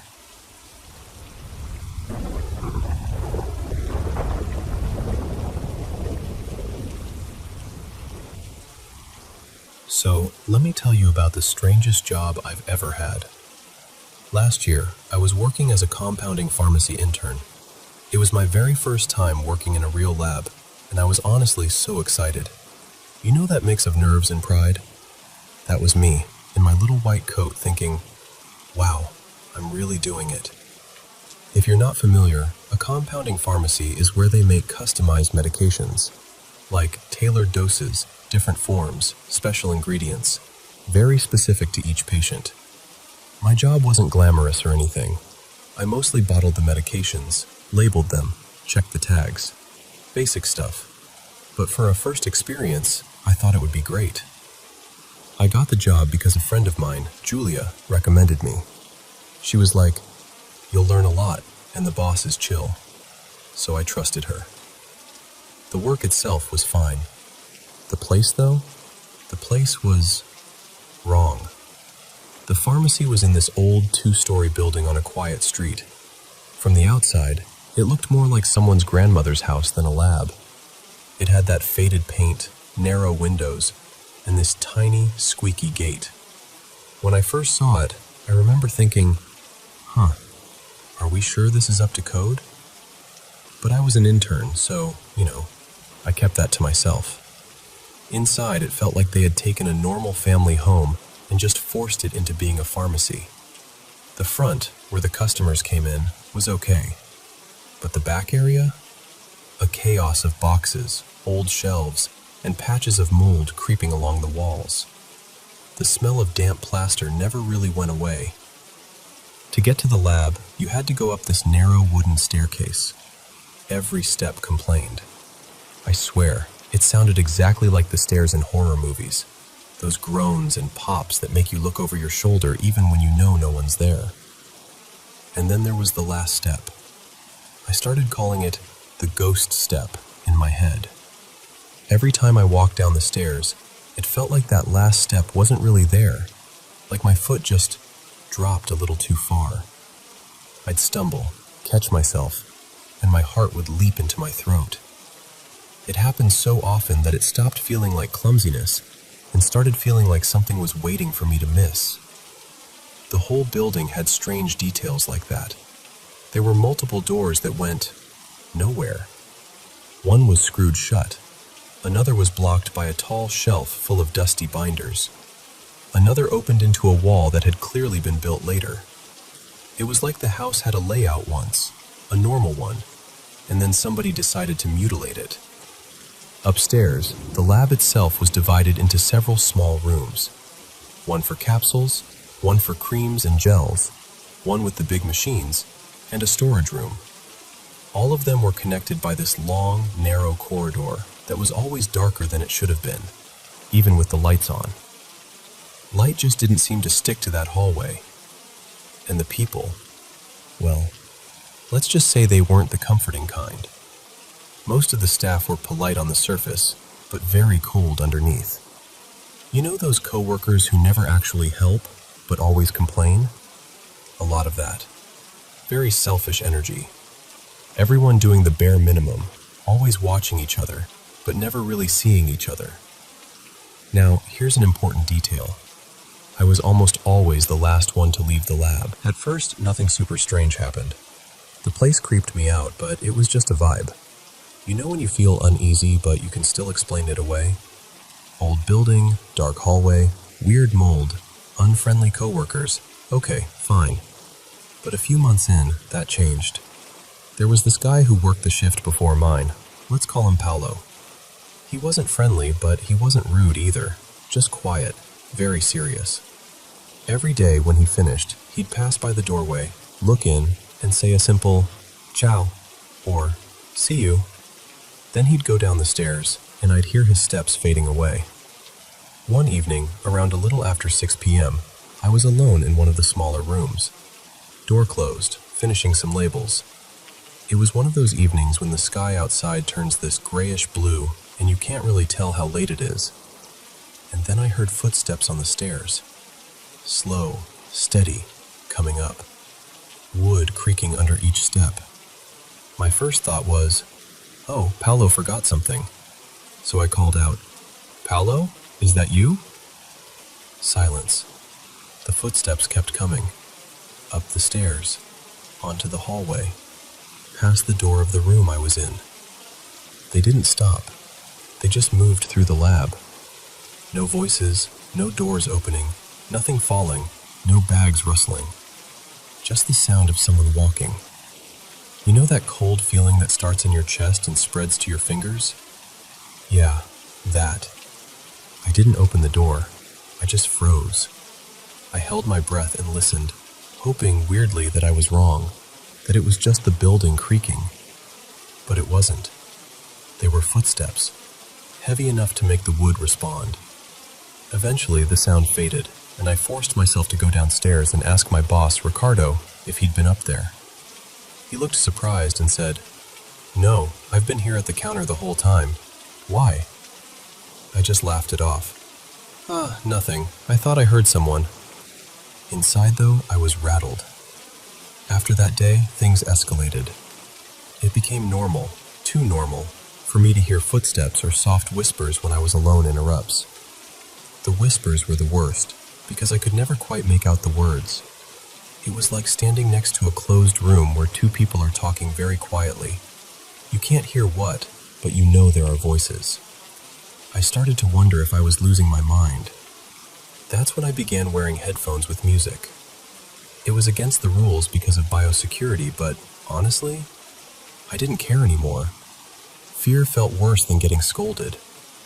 I'd tuck one earbud under my hair, keep the volume low, and pretend everything was fine. But even with music, the feeling of the place wouldn't leave me. The air felt heavy, like something was pressing on my chest. Those blocked doors, the moldy corners, the way people treated each other. Everything combined into this thick, bad energy. I'd go up the stairs already tense, shoulders tight, stomach knotted. And then my health started to fall apart. I stopped being able to eat properly. I'd sit down for lunch and feel nauseous just looking at the food. My stomach was always weird, painful, swollen, full of gas. And I spent more time in the bathroom holding back the urge to vomit than actually working. I lost a lot of weight without trying. My clothes became loose. I went to doctors, did tests, tried medications. Everything came back normal. On paper, I was fine. In reality, I felt miserable. One afternoon, something happened that I still think about. Not a little bump. A thud. My whole body went cold. I stood there for a few seconds just breathing, arguing with myself. Don't go. But what if something actually fell? What if it's important? Finally, I forced myself to open the door. The hallway looked the same. Dim, long, weird.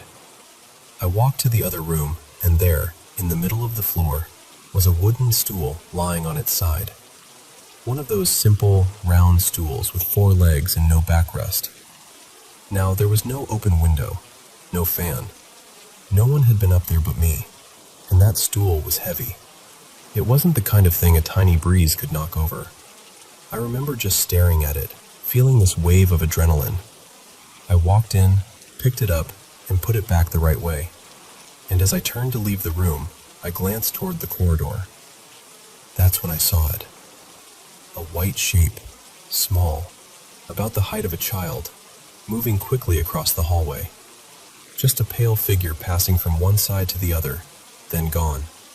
No face, no details, just that white form against the darkness. I didn't stay to negotiate with reality.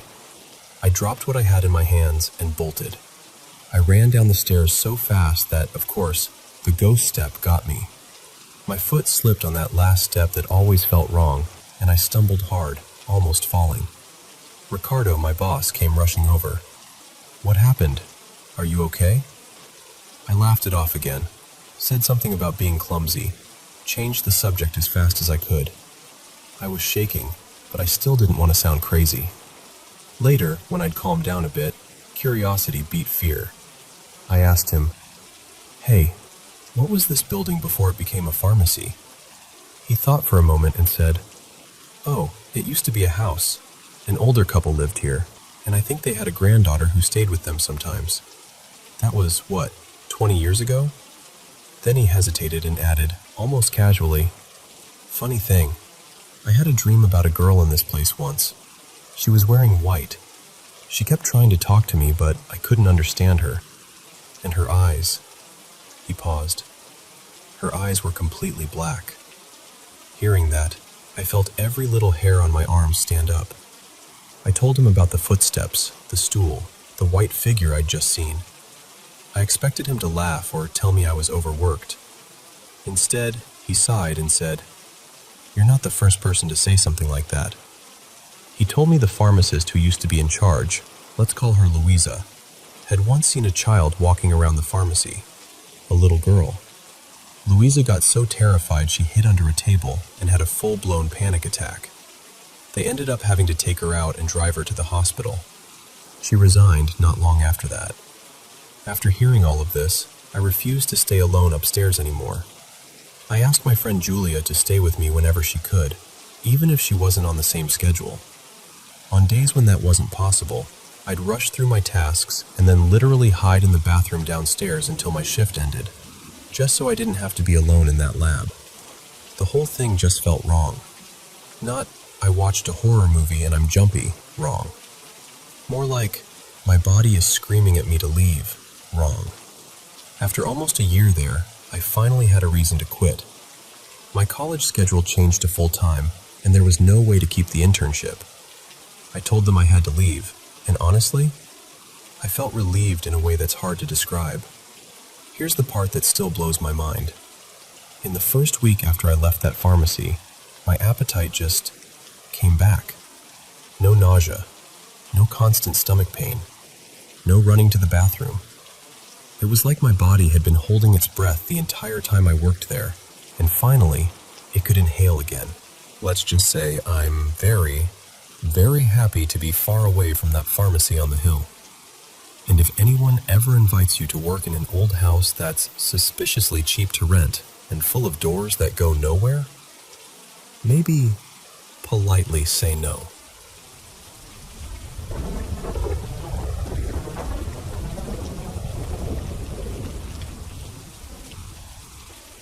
So, before I jump in, let me set the scene for you.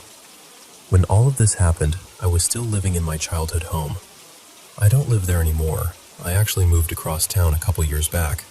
But this was the house my family built from the ground up. Fresh plot of land, no previous owners, no dark history anyone knew about. No ancient burial ground, no tragic deaths, nothing like that. Just a regular house at the end of a quiet street. At least, that's what we thought. The whole thing really starts with my Aunt Rosa. She loves flipping other people's junk for fun and profit. Storage units, flea markets, estate sales. If there's a dusty corner with someone's forgotten stuff in it, she's probably already been there. One weekend I went with her to help empty out a storage unit she'd just bought. We're hauling boxes and lamps and all kinds of random things, and tucked in the back, I see this glider chair. Not super old, but kind of vintage looking, with that smooth rocking motion I remembered from my grandparents' place. They had one when I was a kid, and I used to sit in it for hours, just zoning out. So I'm like, hey, can I have this one?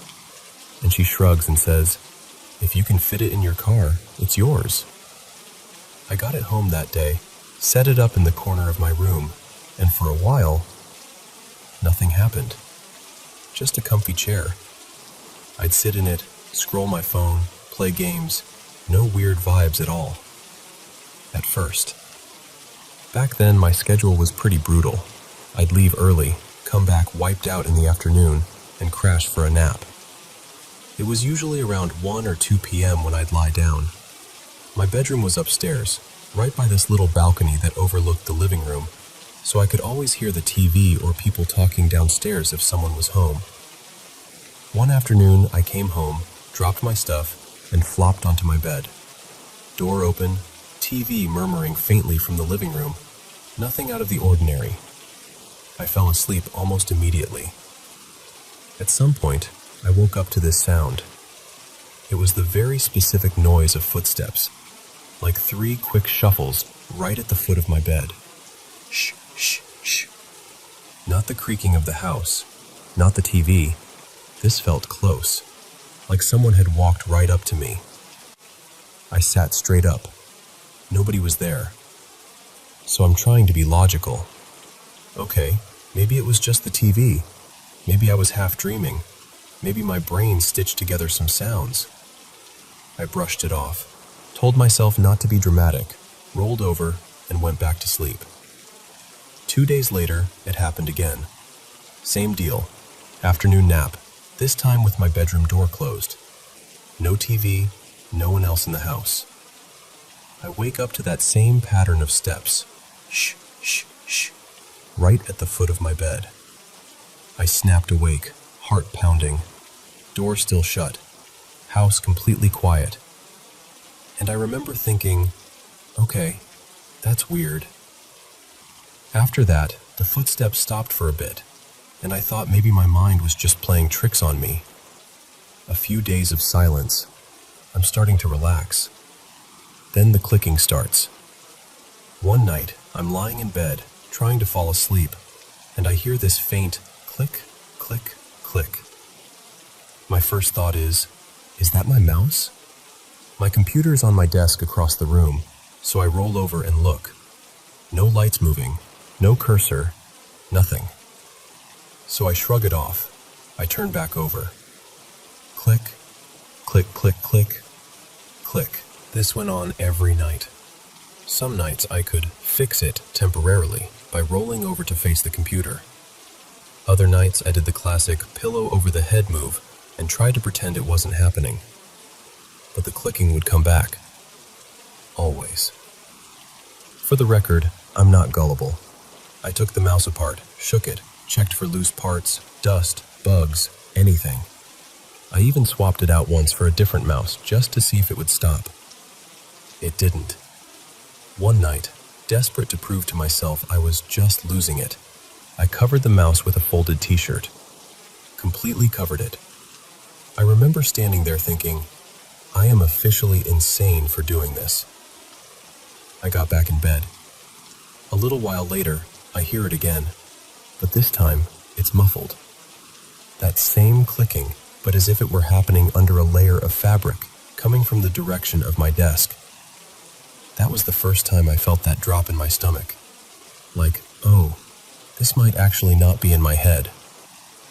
Eventually, my girlfriend at the time, let's call her Lily, started staying over more often.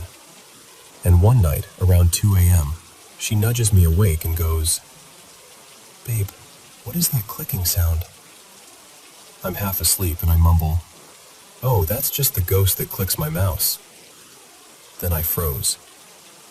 You hear it too?" She stares at me wide-eyed.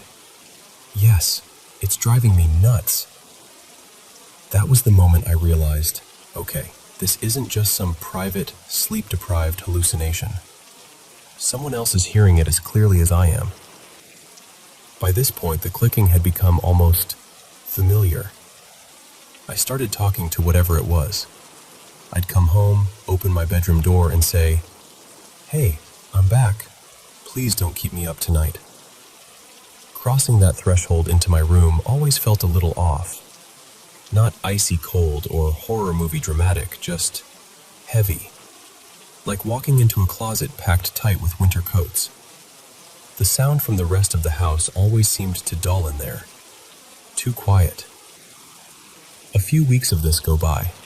The footsteps, the relentless clicking, the weird heaviness when I walked into my room.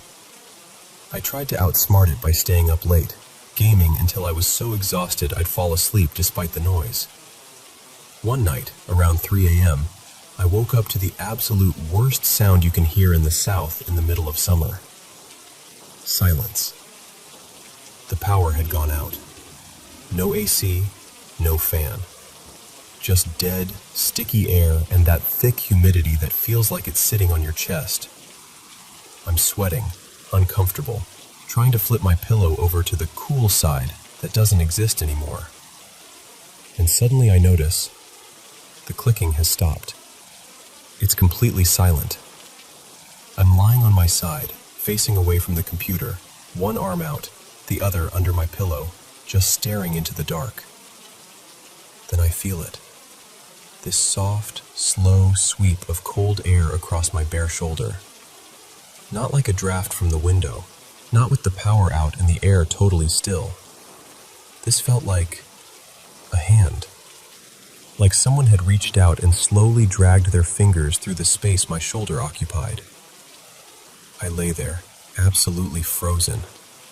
My whole body was hot and sweaty, except for that one line of icy sensation across my skin.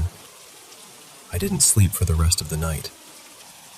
The next day, I finally told my family everything. The footsteps, the clicking, the cold breeze across my shoulder, all of it. My dad, his name's Mark, is a hardcore skeptic. He immediately started in with his list. house settling, loose wiring, electrical interference, maybe a bug inside the mouse. Maybe I'd been dreaming it. Maybe it was the TV. Maybe it was pipes in the wall. Maybe neighbors, you name it. He started telling my aunts and uncles about it as a joke, like, guess what my kid thinks is haunting their bedroom? A computer mouse. I didn't really blame him. Out loud, it sounded ridiculous. After the cold shoulder incident, though, I reached my limit. I went out and bought a small security camera, the kind that uploads clips to your phone, and pointed it at the corner of my room where the desk and chair were. I wanted to see if the sound happened when I wasn't home, or if anything actually moved. Was that extreme? Maybe, but I needed to know. Right around then, we decided to repaint part of the house. The painters came in and started with the living room downstairs. They covered the tile in those thick layers of paper, the kind that crinkles so loud you couldn't sneak across it if you tried. They moved all the furniture out, hauled in ladders and paint trays, and got a good chunk done on the first day. By evening, there was scaffolding set up, rollers stacked in corners, and one of those tall aluminum A-frame ladders left open near the far wall. The work area looked like a construction zone, but it was all neatly arranged. That night, for once, I wasn't trying to sleep. I was at my desk upstairs, headset on, laughing and talking with some friends online. It was around midnight. Out of nowhere, from the living room directly below my room, I hear this deafening slam. Not a knock, not something falling over gently. It was the kind of sound that makes your heart jump into your throat, like metal hitting the floor hard. I ripped my headset off and bolted out of my room. At the same time, my dad's bedroom door downstairs flew open. His room is right off the living room. I got to the balcony railing and looked down. He was already standing in the middle of the paper-covered floor, scanning the room.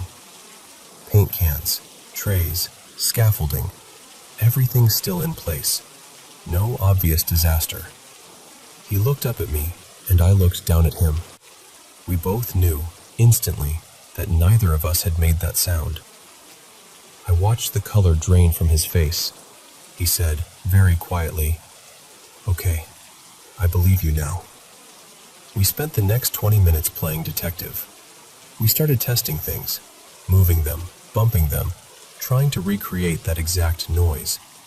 At first, everything either scraped or thudded or clanged, but nothing matched. Then we got to this tall aluminum ladder, probably around 8 feet, that had been left open in the middle of the room. My dad picked it up a few inches off the floor and let it drop. Slam. Both of us froze. That was the sound. Perfectly. Except neither of us had touched that ladder when the noise first happened, and nobody else was awake. My dad just stood there, staring at it, and then he looked at me and said, "If something wanted my attention, it's got it." Eventually, the house got finished. The ladder went away. The living room looked normal again. The clicking in my room slowly faded and then stopped. I moved out not too long after. I don't know if it was the chair, the repainting, some weird coincidence, or something that just wanted to be acknowledged for a bit. I never saw anything, never caught a great clip on the camera, no dramatic horror movie moment. But I'll tell you this. To this day, if a computer mouse starts randomly clicking on its own, I still get that same little chill down my shoulder. And I can hear my dad's voice in my head saying, "Okay, I believe you now."